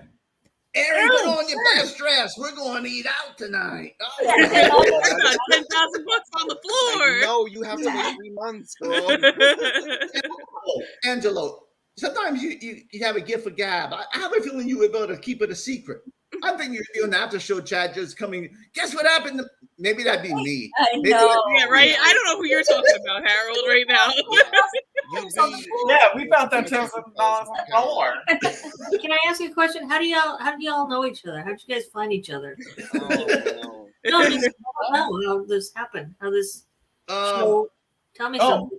Yeah, the show we all watched this show, and a lot of people in the chat watched this show. Clown was to the rescue. It's Clownvis Presley, an entertainer, comedian. Elvis. He's a clown Elvis impersonator, you could say, but he's much more. It's really an entertaining show, and we all discovered each other through that show, Clown was to the rescue. Okay. Yeah, and we all met. Me, Angelo, and little Aaron went to St. Louis to see Clownvis play. We flew to St. Louis and we met up over there. And we were driving. Aaron was driving in St. Louis. We were going, and we have a song about it. We were going to see the St. Louis Arch, and we got lost. And Angelo started coming up with an idea of doing a show, like the fans of the show. And that's what we started doing. And Gina Ramona joined in. We met up in Gina Ramona couldn't meet up in New Orleans last year because of they had COVID, but we met up in New Orleans in May also. And Clownvis did my wedding renewal, my 35th wedding renewal too. So it's just like a bunch of us that met up, and a lot of people in the chat met up. Who all here lives in Seattle? Just us. Okay, and where do you guys live? We live in New Jersey. Okay. Wow. Yeah, we're a big widely going on. Yeah. Where in New Jersey do you live? Like kind of like near New Brunswick, so like kind of central New Jersey. We're like Rutgers and kind of like near the airport. Okay. But I grew up in Jersey City near New York, so that's like my stomping ground. Yeah. And when we started the show, Cam, it was we had a lot of people from the Clownvis community come on, and we used to talk, and we kind of grouped it, made it more into a show like what we're doing right now. We're up to 113 episodes. We're building. I mean, I'm proud of what we do. I mean, we become best friends. I mean, we really have. You do it once a week? Is that what? 2 times a week. Oh, shit. More time. Yeah. We had to come up with our content like at the beginning. It was just through conversation, and then it just evolved from like the funny shit we would say we remember. Yeah. And we make music. We're all, even though we're all far away, we Lil Aaron and Ramona are great musicians, and we make music. Yes. Can we play her going to see the Arch? Yeah. Yeah. Oh, is it on here? Yeah. We want to play you like our first single we ever came up with because we want to know what you think. Okay. Yay or nay? Yeah. Yeah, please. The pressure's on. We get it going. When did you make this song? When did this happen? Ooh, we made this. June. Last summer? Yeah, probably last summer. So recent-ish. Yeah, pretty recent. Yeah. Probably May or June last year because I remember, like Ramona, your hair was like right here at that time. I love that you measure with hair. You're such a hairdresser. With our hair alone right here. You look at Rudy's, right? Yeah. Okay. I'm pulling it up right now. Just give me 1 second. I need a haircut so bad, and I just like wish I could fly to Seattle for one day so you could give me a haircut. I know. You'd have to stay longer than one day, though. You know that. Yeah, well, especially coming from New Jersey, the flight would not be worth it. I used to fly home from Maine, and Oh, yeah. flying from Maine to Seattle, there's no connecting flights. I mean, there's no straight shot. So Yeah. it's Yeah, 'cause an it's all like- day. It's an all day. Yeah, and we're trying to meet up again, and it's just right now the logistics it's just hard to to fly and the It's expenses. fucking expensive. Yeah, it is. So 100. expensive. Yep. Yeah, it's Yep. so easy. Expensive. Yep. So here's our little song. It's called and this is about us meeting up in St. Louis. Me, Angelo, and little Aaron. St. Louis. St. Yeah. Louis. Here we go. Right. And Roll if you it. see after it's our band name is After Show Chats.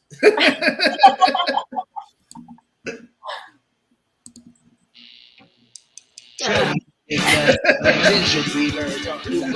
Should we take the bridge over the river? Go to see the again. So yeah, friends, go back to party and please go and use the baker. Go to see the Arctic of the Pacific Ocean. We should be in bed till the river watching Jack and Ryan. Hey. Damn, fake a brother, the kid turned good and his friends not with them, she would do it and the night and all to see. I don't get my stuffing, her friend gave us fingers to have pissed while I dinner. Where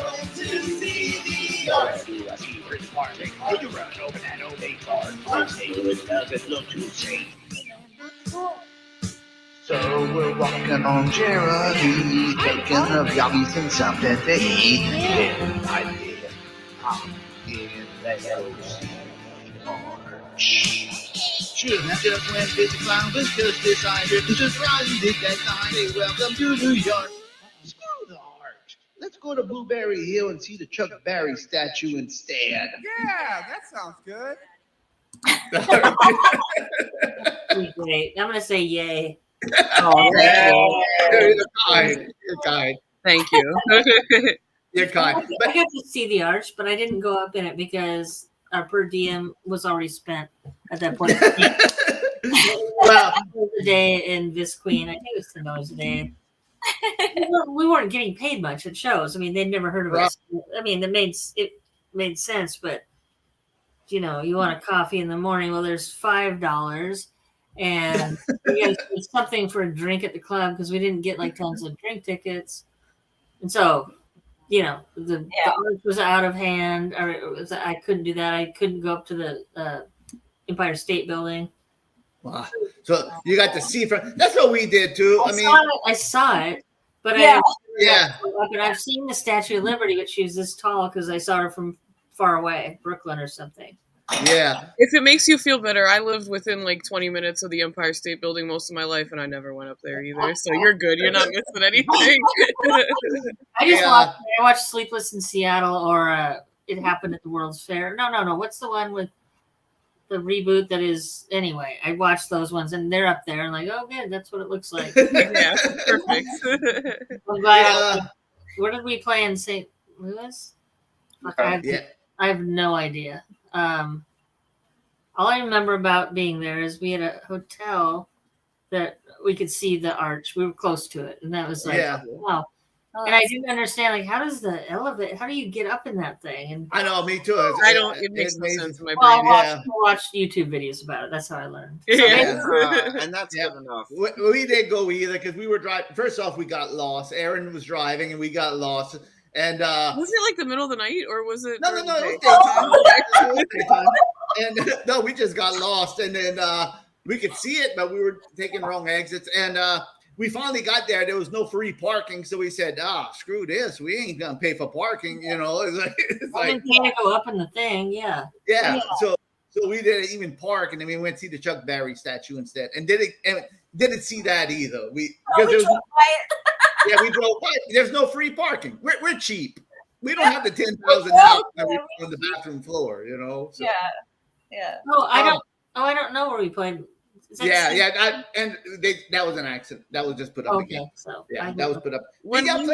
I was just gonna say, when we went to St. Louis, we pulled over across the street and took pictures of the arch illegally, and then drove away quickly. So I totally feel that. Why was it illegal? Well, wherever we parked was illegal. Yeah. It wasn't illegal pictures. The parking was illegal. Yeah, that parking down there is rough. I mean, that was Yeah. There's not a lot of it. It's just as bad as here. Yeah. And we're not gonna pay a parking garage. I mean, we just want to go take a look at the art. We didn't want to go spend $40 to park to go see the arch. I mean, that's ridiculous. Pay another $40 to go up in there. Yeah, 100%. Yeah, all that's because every time I went to New York too, I never went up the Empire State. I mean, that's all expensive. I mean, I can't. I've never seen. I've been on tour many years, but I've never seen the Grand Canyon because the highway that bands take is either Highway 8, which goes through, down like through Arizona or whatnot, or you take 90 to go to the East Coast.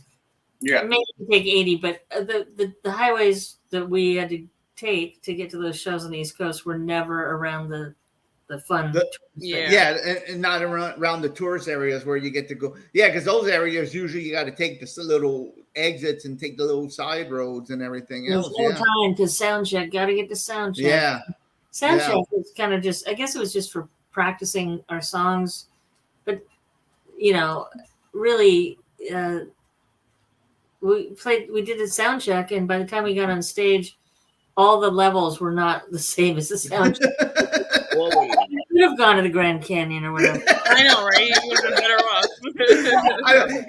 You think of touring bands. That's a good point, Kim, because you think of touring bands.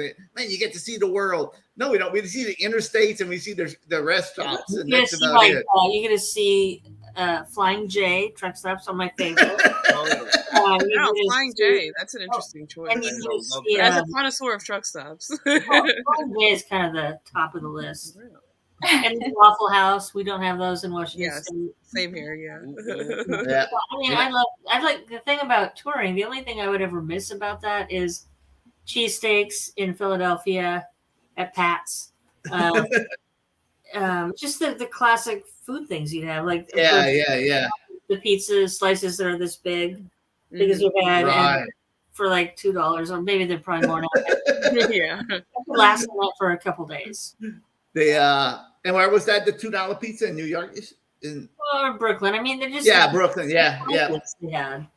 Where I had a lot of those. I had a lot of those $2 pizza. And also, like the food trucks in the food carts in New York are amazing. Like the hot dogs, the falafel ones. Yes, man. The halal. Did y'all tour? Did y'all tour? I know I asked you this before, Kim, in private, but I can't remember. Did y'all tour in New Orleans? Did y'all? Any of your bands tour in New Orleans? I don't think we ever played there. I went there through Sub Pop, but not. Yeah, because I don't remember. I would have been looking out for y'all. We never did, and Miss Queen didn't. No, I would have remembered. I've been there on my own though. Right. And if y'all would have been playing in that area, I definitely would have made this show because I was always looking out y'all tour dates, and I was looking to see even this week. I know exactly. Yeah. But we didn't play we never played in Mississippi. I don't think we did play in Arkansas of all things. Yeah. So we. Yeah. And even in Viz Queen, I would have went see y'all. I mean, I would have went see Viz Queen also. We didn't go down south for sure. Yeah. I'm gonna jump off this. Yeah, and us too. We got to go too because we've been on for a long time, and we're gonna go too. Okay. Kim, I want to thank you so much for coming on. Thank you. Yeah, this was thanks for having me, you guys. It was really fun. Yeah, we appreciate you coming on. Maybe one day we'll do it again, but we do appreciate you coming on, Kim. You were a blast to talk to, and I was super psyched today and all weekend. I was kind of nervous talking to you. I was too. I get nervous. Like a dipshit or something. Kim, you were great. Thank you so much. I'll be on the lookout. Everybody be on the lookout for the new. And go check out the new single from the Fastbacks. They're on Band. If you want to, Bandcamp. I'm gonna go buy it. I always off the press after a year. Yeah, and support it. And don't listen just to Spotify. Buy the record, and they have the the actual vinyl for sale you could buy on there too. I saw that. Well, once that vinyl gets put out, but that's not going to be for a while. We don't know. Yeah. But anyway, okay. It's been a pleasure. Thank you, Kim. Appreciate it. you. Hey, you can just let yourself out. You hit X and you Have a be. good night. All right, you too. Thanks again. Thank All you right, so much. bye. Thank you. All right. What a great sport Kim is. Awesome. Yeah. So much fun. Yeah. What a great conversation too, and very honest person, and Yes. very down to earth, and very. Oh, did somebody freeze up, or did I Hello? freeze up? No, it's Angelo and Aaron have frozen, I believe. We're here. Oh no. They're here, but they're Well, frozen. kind of. Hey, it happened now. It didn't happen later, so it happened during Yeah, the right. interview. Perfect timing. I'm gonna take a screenshot for future lighters. It's a really good freeze frame of you two. Oh, Angelo's that's a good laughing. line. He's like, That's a good screenshot right there. We got a good one of us earlier too. I'm glad I wasn't drinking that episode. I didn't know Kim was sober now, and I'm glad I wasn't drinking. there you go. Beer. Hey, you drink. You hit the Keystone less than you used to. Oh, I do. I have blood work in the morning, so I really didn't want to drink. Yeah. That's a good choice. Absolutely. Yeah. Responsible Dufrene. Yeah, I am responsible, Ramona. Yeah. And I'm still trying to think about that 10,000. I think honestly, if I take that 10, I would be so paranoid. Oh, I was gonna say something earlier. Oh yeah. I really wanted to say it because I'm the voice of reason. So Oh, apparently. What was I gonna say? Oh, listen, if anyone also, in addition to holding on to the money for 3 months, if anyone finds the money in a bathroom in Target or whatever, put it in your bag or your friggin' pants or whatever you do, and get out of that bathroom and go shop. Go walk around that Right, store spend that money. for an hour. No, don't spend it. Don't spend Don't spend it, but Don't, act normal. don't walk in the bathroom and then walk Leave, out and leave. yeah. Yeah, Go and shop your whole shop and pay with your own money and act normal. yeah, that's a good Right. idea. Leave normal. Thank you, Ramon. I am You're making a note of this. Yeah, he's writing it down. That is smart. You do not panic. That's a good. Yeah, don't in any- panic. in anything in life. That's right. Anything in life, you don't, because if you're in that bathroom and all of a sudden you're doing the Angelo dance, running out, clicking their heels and doing the dance, yeah, they're gonna know it's you. 100%. That's right. I'll remember that. I'll remember that next time I'm doing my hitman job too, and I gotta go do that. Act normal. Like that notebook. Thank you, Ramona. Yeah. I'll take that advice. That's good. That's good advice for anything. That's very good advice. Actually, it is. That's a very good advice. I'm That's so lucky to good have shopping. such a solid foundation. I know, in this right? relationship. Yeah, because you know they're gonna look at that video camera and they're gonna look and they're gonna say, "Well, who could have took that money?" Right. And they see somebody like me come out. I'm like talking to my wife, and I look at a pack of gum. I'm saying, "Man, that's expensive. I can't afford that." Right? I don't have any $10,000 in my pants. Yeah. And they ring up a price and we say, "Sorry, that the strawberries are supposed to be $1.25. I saw the sign. It's not Right. too." My coupon's not expired. Right? My coupon, and they're gonna say, "Oh, it ain't that guy," because they're gonna say it ain't that guy because if they he would have took that 10,000, he would have been. Now this guy running out here doing the dance on his phone, telling his wife to get ready to eat dinner. Now that's the one. And look at this. Right after that, he went to the TV section and bought him a brand new 70-inch HD. Wait, is it Goodfellas or Casino? I always get it mixed up, or they get the heist done or whatever. They get the money and then the guy goes out. It's good. Yeah, where he buys the car. Oh, yeah. Robert De Niro tells him, "Whatever you do, don't spend that money.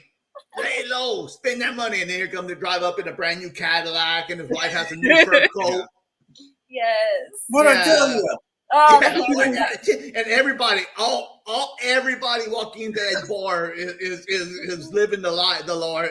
You know, they're living the Lord. And I just told you, hey, no, none of them. They act like a bunch of people that never saw money before in their life. Like you give them a few bucks and they're ready with three. Yeah, they come into the store with 3 laptops and 2 new iPhones. You need 2 new iPhones? I could imagine that.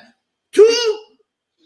to do one and to have two. Well, Right? Both Teslas. two fur coats and a pink. Yeah, but look what happened to them all, right? They all started dropping one by one after the heist, right? That was You it. gotta watch out. You gotta be careful with your poopy money. Yeah, I know. We don't want them opening up a freezer truck and seeing us frozen in a freezer truck. Also, you get ice pick to the back of your neck. Yeah. Done. You know. While Eric Clapton plays the guitar. Yeah, yeah. While Eric Clapton is playing in the background. Bow, bow, bow, bow, bow. Well, yeah, we definitely don't want that to happen. But it'd be hard to give up that 10,000. Woo! I know, but it could not be worth it at all. You know what I mean? Could not even be worth it at all. Hey. Not even the stress of it. You know? You would be stressed. Aaron, It would be be stressful. Yes. Aaron, I gotta agree. I mean, I'm saying, this is all hypothetical if you take it scenario. But I am also I'm ridiculous. I'm a wreck. Nervous. Yeah. Anxious. Yeah. I was very nervous. And I'm gonna be honest with you. I'll be honest with you. Yeah, is $10,000 a lot of money? Yes, it is a lot of money. Okay. But at the end of the day, if you're gonna live stressed and you're gonna be all worried, 10,000 really isn't a lot of money. Yeah, it's not a million. Yeah, 100%. It ain't 100% true. You know, y'all know I win sweepstakes. I won $10,000 in a sweepstakes, in a Twitter sweepstakes. Okay, where is that 10,000? I don't know. You know, it isn't like I changed my life. I put it in the bank and that was it. I mean, you know, because I'm cheap and I'm not going to go spend money just to spend money too. You know, we bought stuff we needed, but it isn't life changing like $1 million. Right. Or even 50,000 would be. Yeah, 50. That's 100. That's a good more figure. realistic amount of money. Yeah, that's a good figure. You know, 10,000 is going to help you. I mean, honestly, it would. Yeah, immensely. Yes. You know, it would help you a lot. Yeah. You know, for people like us with existing problems, 10,000 will go pretty quick. Honestly. Yeah. And is it worth the? Because I mean, you're going to live on the edge. You're going to be living 2 or 3 years on the edge. You know, you'll be looking over your shoulder. Yeah. I'd probably be my whole life. Really, I would be like 90 years old. And that would never go away fully. Yeah. You'd always have that thought in the back of your mind, man. What about they catch up? It's like living on the land. Yeah, you know, John, it could get you a better car. Yeah, it could. Well, and it's not like 10 grand wouldn't be life changing, but it's not the same as like $50,000. Yeah, it would be good. It would be a better car. It would be a better. It would be a temporary. You could catch up on the bills, get that water heater fixed or whatever it is. You know what I mean? Yeah, you could catch it. You could buy what you need for the necessities of life and not get yourself in debt. Yeah. You know, you could. It definitely would make a difference. It definitely would help. But again, it's not like $100 grand to me is like that's life changing. That is that could change my future. You know, somebody gives me $100 grand, that could change. I could pay off my house. I could retire. I mean, honestly, if I pay off my house, I could probably, think about retire or working less or working part time, and just because a lot of my bills would be paid. And that is life changing on that one. That one's the one that's going to change your life. And then you'd be sitting on a beach like trading places. Yeah. At the end. Yeah, and John W. Davis is wrong. Is right. One day you're going to be just sitting there at Taco Bell, enjoying a taco. Some stranger is going to come up to you and mumble, "Did you enjoy my food morning?" Taco Bell. You're 100% right. And what an appropriate place to get shanked for over money at Taco Bell. Exactly. Yeah. The home of poo money. Now, $1 million. Like covered in poop. $1 million. I'll eat the poop off of it. $1 million. That's a little extreme there. Now you're gonna have people sending you $1 million. Yeah. I hope so. Careful what you wish for. I hope so. That's a good problem to have. Yeah, someone calls your name in your retirement home, and you're like, what? What do you know? I know. I know. It's like, That's right. Oh, Oh my god. hey, you know me. I mean, I'm a big mouth. I'll probably come on this show after, man, y'all wouldn't believe what happened to me at the bathroom. Oh, I can't tell y'all. But man. Yeah, at first you'd be like, I'm not gonna say anything, and then 2 seconds later, well, I'll just tell you. Yeah, I have a few keystones in me, and I'll be like, I'll be posting it on my Facebook account. Hey, guess what happened to me? And I'll have I'll have the money just spread out. Look what I found. Oh, I know me. I know myself too well. Be making videos where you're like throwing it in the air. I know, Mr. Mustard. I'll be like this. $100. I'll have one of those money machines. Oh yeah, shooting 100. Oh. Those little money count. It's just a video of you putting money into a money counter. I know, right? Yeah, that's every week. It's just a video of Harold counting his money. And you got to be careful. I mean, and too, you know, you got to be careful. You got to launder them. You can't just 10,000. I think it would be pretty easy to just slide that into normal activity. You know, normal activity. You could just, but you can't go and put it in the bank. You go with $10,000 bank in the bank. You don't know where you got that cash. Like that. You know. Yeah. Where'd this come from? Yeah, I know that from experience. Not but whenever I bought whenever you buy like a house, you know, you can't just come and, well, I've been saving this in my sock drawer, you know, $6,000. No. Yeah, where is that coming from? Yeah, where does it come from? You gotta show me the picture, you know, show me where this comes from. Yeah. So it's a good question, Angelo. You really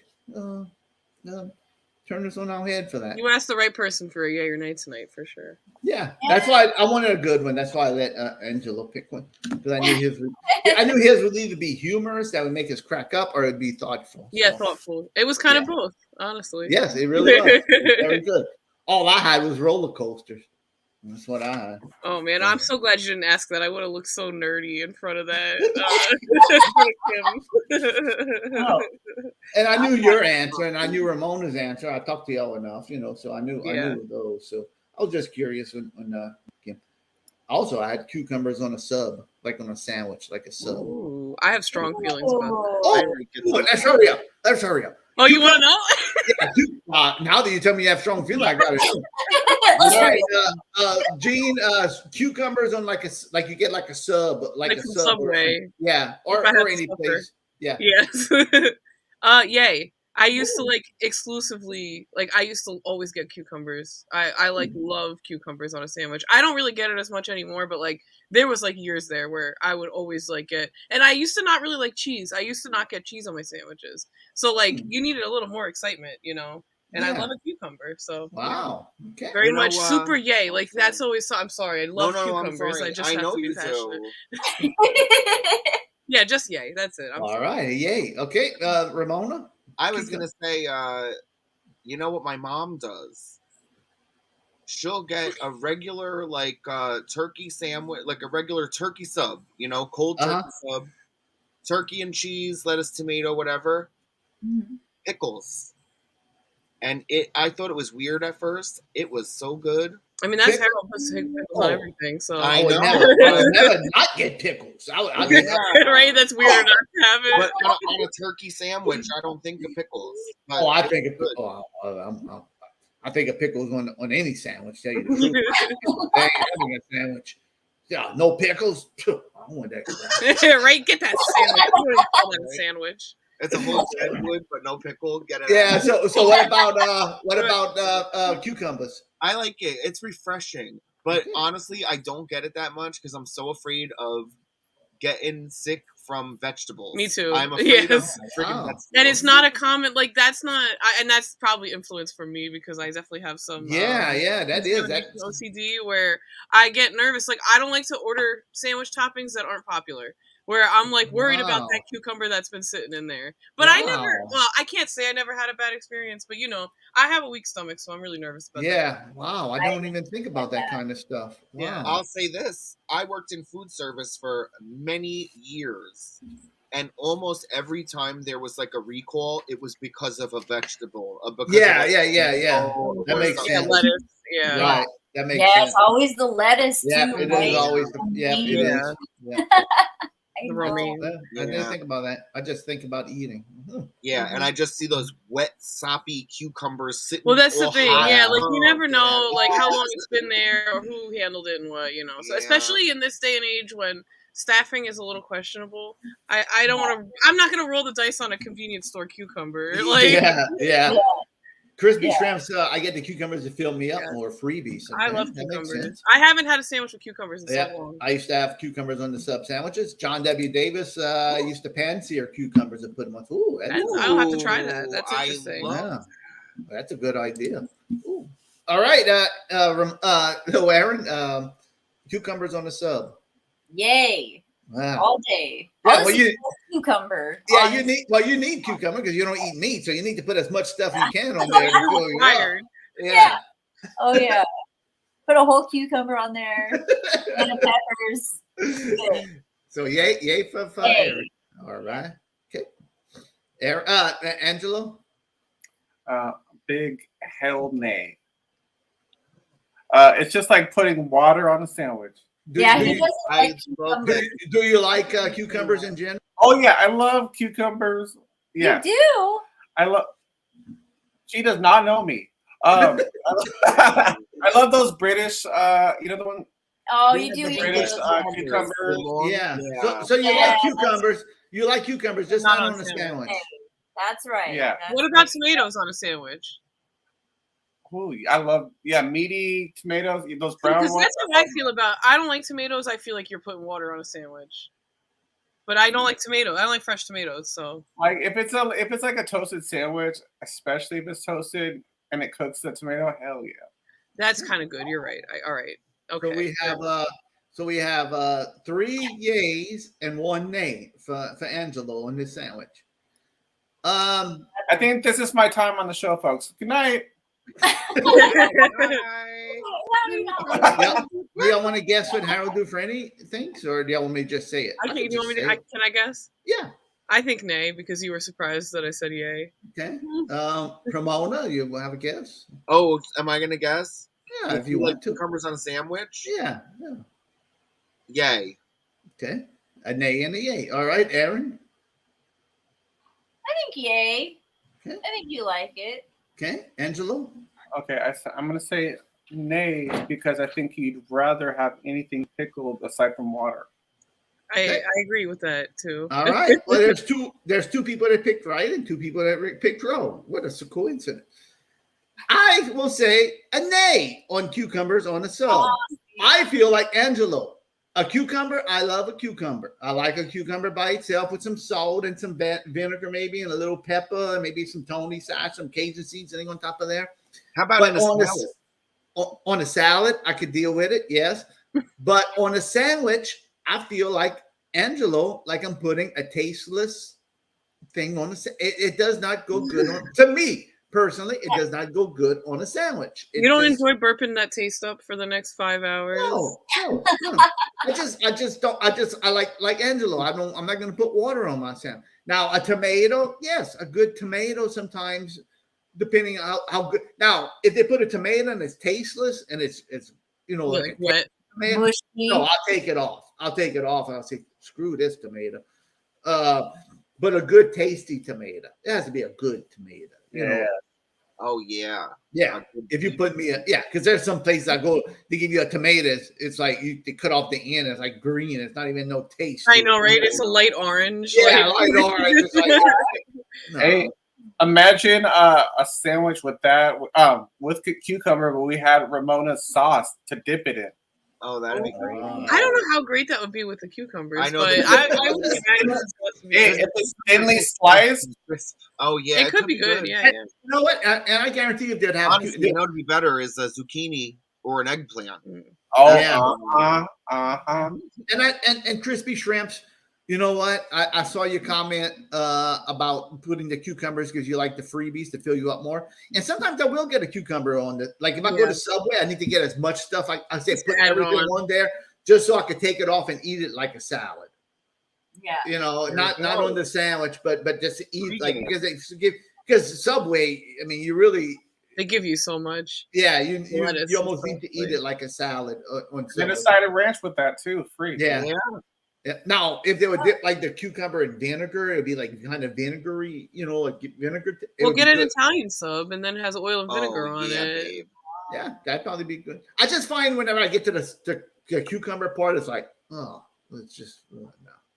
I would get like grilled chicken, ranch dressing, cucumbers. I think that was it, and maybe lettuce. I've had it. That's fresh. But that's what I'm saying. Like where I wouldn't be getting it. I don't know. I guess it would be with the ranch, so it was kind of like a salad. I don't know. I don't like pickles as much as you guys, so I definitely I would choose a cucumber over pickles almost always. And depending what kind of pickle it is, because lately, more and more, the places I've been going to, their pickles haven't been that great. Honestly, like I tell you who has a good pickle in their sandwiches, or the old school McDonald's and Burger King. Oh, those yeah, pickles those are good. McDonald's pickles are good. Yeah. No, I used to love those. Those Burger King pickles were like the first pickles I ever Burger King pickles are excellent. Yeah. But now people are getting fancy and mix is great. Yeah. And now a lot of these places are getting fancy with the fancy pickles, and it's not as good. Oh, there you go. But yeah, I had a fish sandwich from Popeyes the other day, and it wasn't that great. It was fonder sandwich. So, yeah. All right. Well, gang, thank you, Angelo, for introducing me to Kim and us to Kim. Welcome. Great show. Yeah, she's awesome. Yeah. Like and subscribe, folks.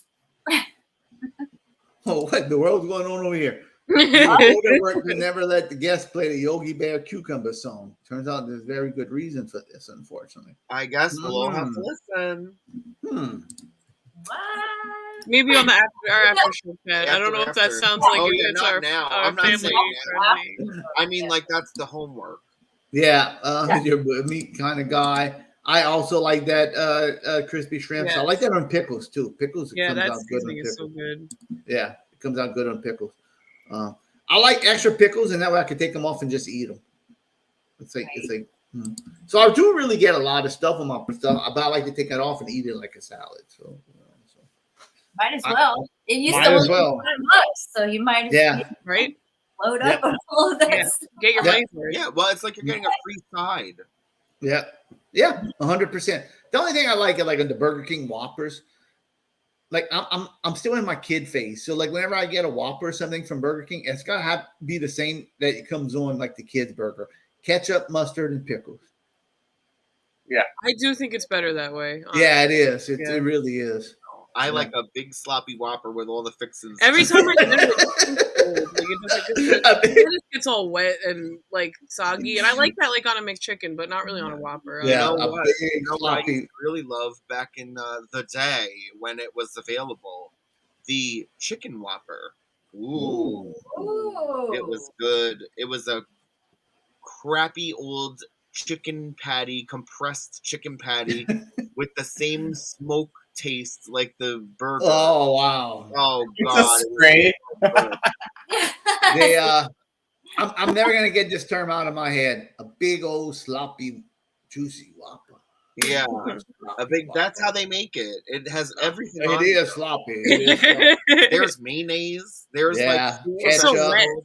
There's ketchup, mayonnaise. Onion, what a big onion they put on that Whopper. Yeah.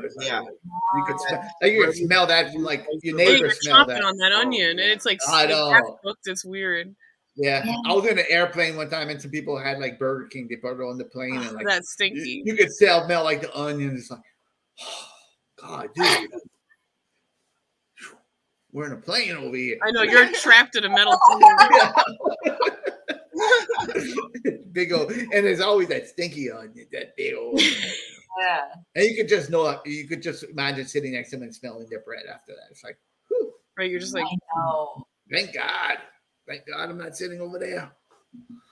All right. My wife hates, I get extra onions at Whataburger because these little chopped up onions that are so good. I get extra. She said, it stinks up the whole car. Right, stay away from her. Yeah, the whole hotel room. I woke up this morning and smelled like onion in the air. Hey, at least it didn't smell like crawfish in the trash can. Oh, there you go.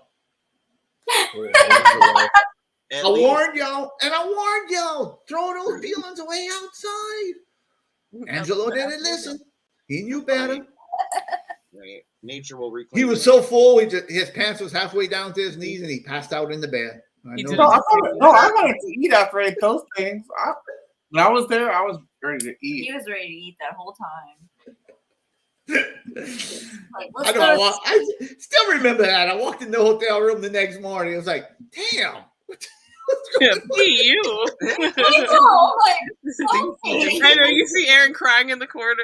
I know.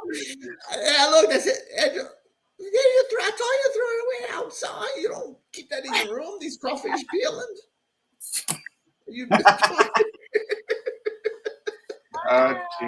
Take it from the Cajun boy. You don't want to leave this in your hotel room. Thanks, Christy. Yeah, you could have hit him. Next time. He's gonna hide him under Harold's bed. Yeah, just like Crispy Shrimps. That person on the insurance commercial saves her shrimp tails underneath her. Oh yeah. All right, man. We've been on for 2 hours. Minutes. All right, let's end this. It's been fun. It was so good. Yes, thanks Kim Warnick for coming on. Very down to earth. I'm going to send her a thank you in a little bit, Angela. I'm sure you will too. If you want to send her a thank you too. Send her a free $1 cameo from yourself. I'll do a Mr. Muscles cameo for Kim. Yes. You should. Yeah. Then she'll never talk to me again. I know, right? That'll be it. Oh. Yeah. Tell her if she ever wants to come on for the game show. Yeah. But she was a good sport. Very good. Yeah, sport. she was awesome. Oh, yeah, very she was cool. free. Really. Yeah, very, very down to earth. Talk very candidly. Yeah. You can tell she lets you know how it is. I have a feeling I respect that. Yeah, if you're a friend, I guarantee you, she don't. She'll let you know how it is. It sounds like Yeah. I've seen her fight people before, man. There you go. You've seen what? I've seen her fight people at the bar before. So. Oh wow! I'm sure that especially that bar. Yeah, and I imagine whenever she was drinking, she was probably even feistier sometimes. You know. So, but she was great. Very good. I like how she's just point blank. Like, I don't want to learn the songs. I don't want to go on tour. Yeah. Why not? Hey, I get that. Yeah. So much work. A lot of work. I could imagine. Yeah. Can you imagine? You haven't played these songs in 10 years. You got to relearn all these things, Well, and the other thing that I was saying before off the mic, where I've been in bands and stuff, and sometimes when you're like in a certain period of your creativity and you write this really complicated stuff, and then you go back to it and you say, oh my God, why'd I do this? Like, it's hard. Like, this is ostentatious. What was I thinking? Yeah, I know, 100%. Thank you, Vinny. I appreciate that. I appreciate you enjoying love the interview. I really do. I was trying to make it. I know I talked a little bit inside about Fastbacks and how many drummers they had, but I was trying to kind of explain it to everybody when I was doing it. And it really is an interesting history of the band. Yeah, and if you don't listen to the Fastbacks, if you listen to the music, a lot of it, they have some complicated lyrics. I mean, Kurt Block writes almost all their music.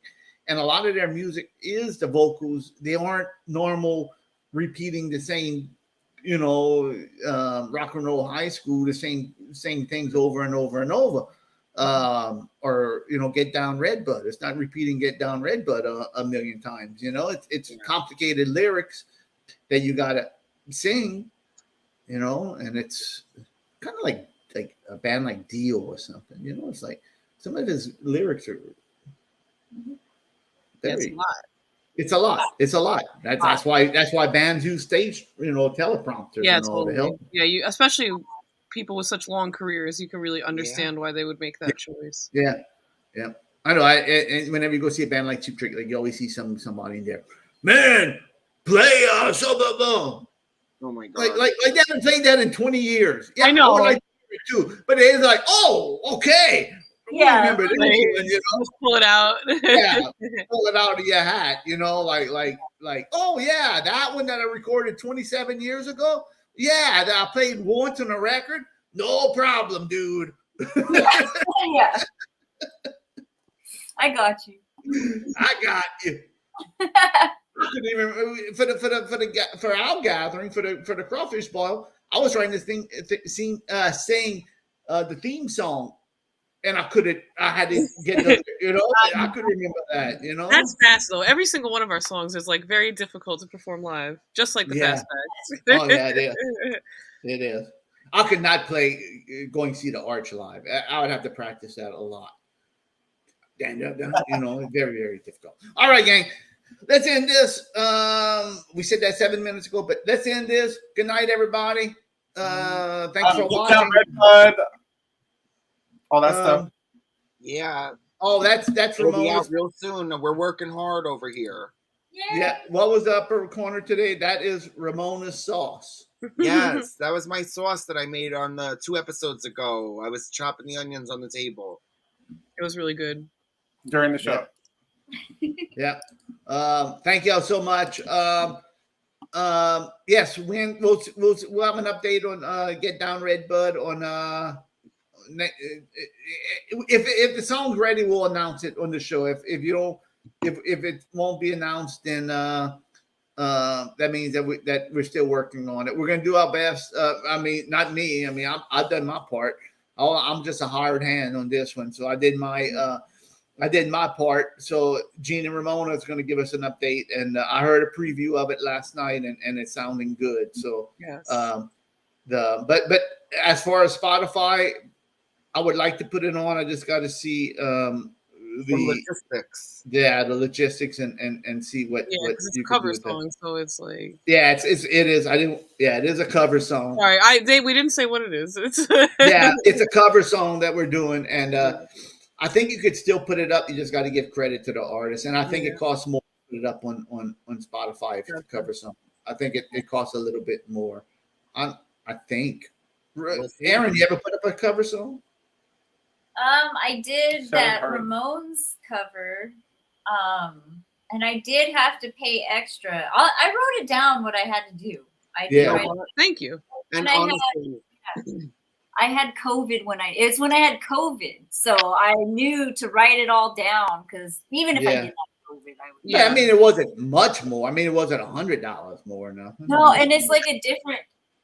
It's like you go through like what DistroKid or whatever. This is like a different thing that goes through them. Yeah. It's like the whole thing. So, but I have it written down.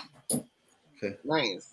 Yeah. I was going to say too, if it's a lot of money or anything, we can just send bills to all the guest stars. Oh yeah, right. Yeah, but we'll look at the logistics. If it's only a few bucks more, that's no problem. If it's $40 or $50, we ain't getting out money back. That much. I don't think it is. I think it's a few more bucks. I would be surprised if it was that much more. We'll see, John W. Davis. You'll have to be surprised and see. We ought to tune the hell out of you. All right. Again, let's end this. Again, good night. No more talking. No more talking. I gotta be up doing blood work in the morning. All right. Oh yeah, good luck with that, hero. Bye.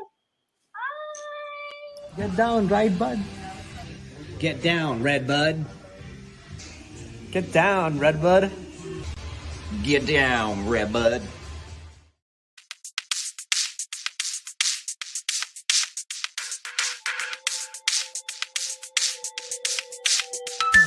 It's going to be that time of the night when we gather to chat all night. Come and join us and see what we got. Having fun and doing it, cool shots. Watch your video live. Blah, blah. Well, join us and then care shall be forgot.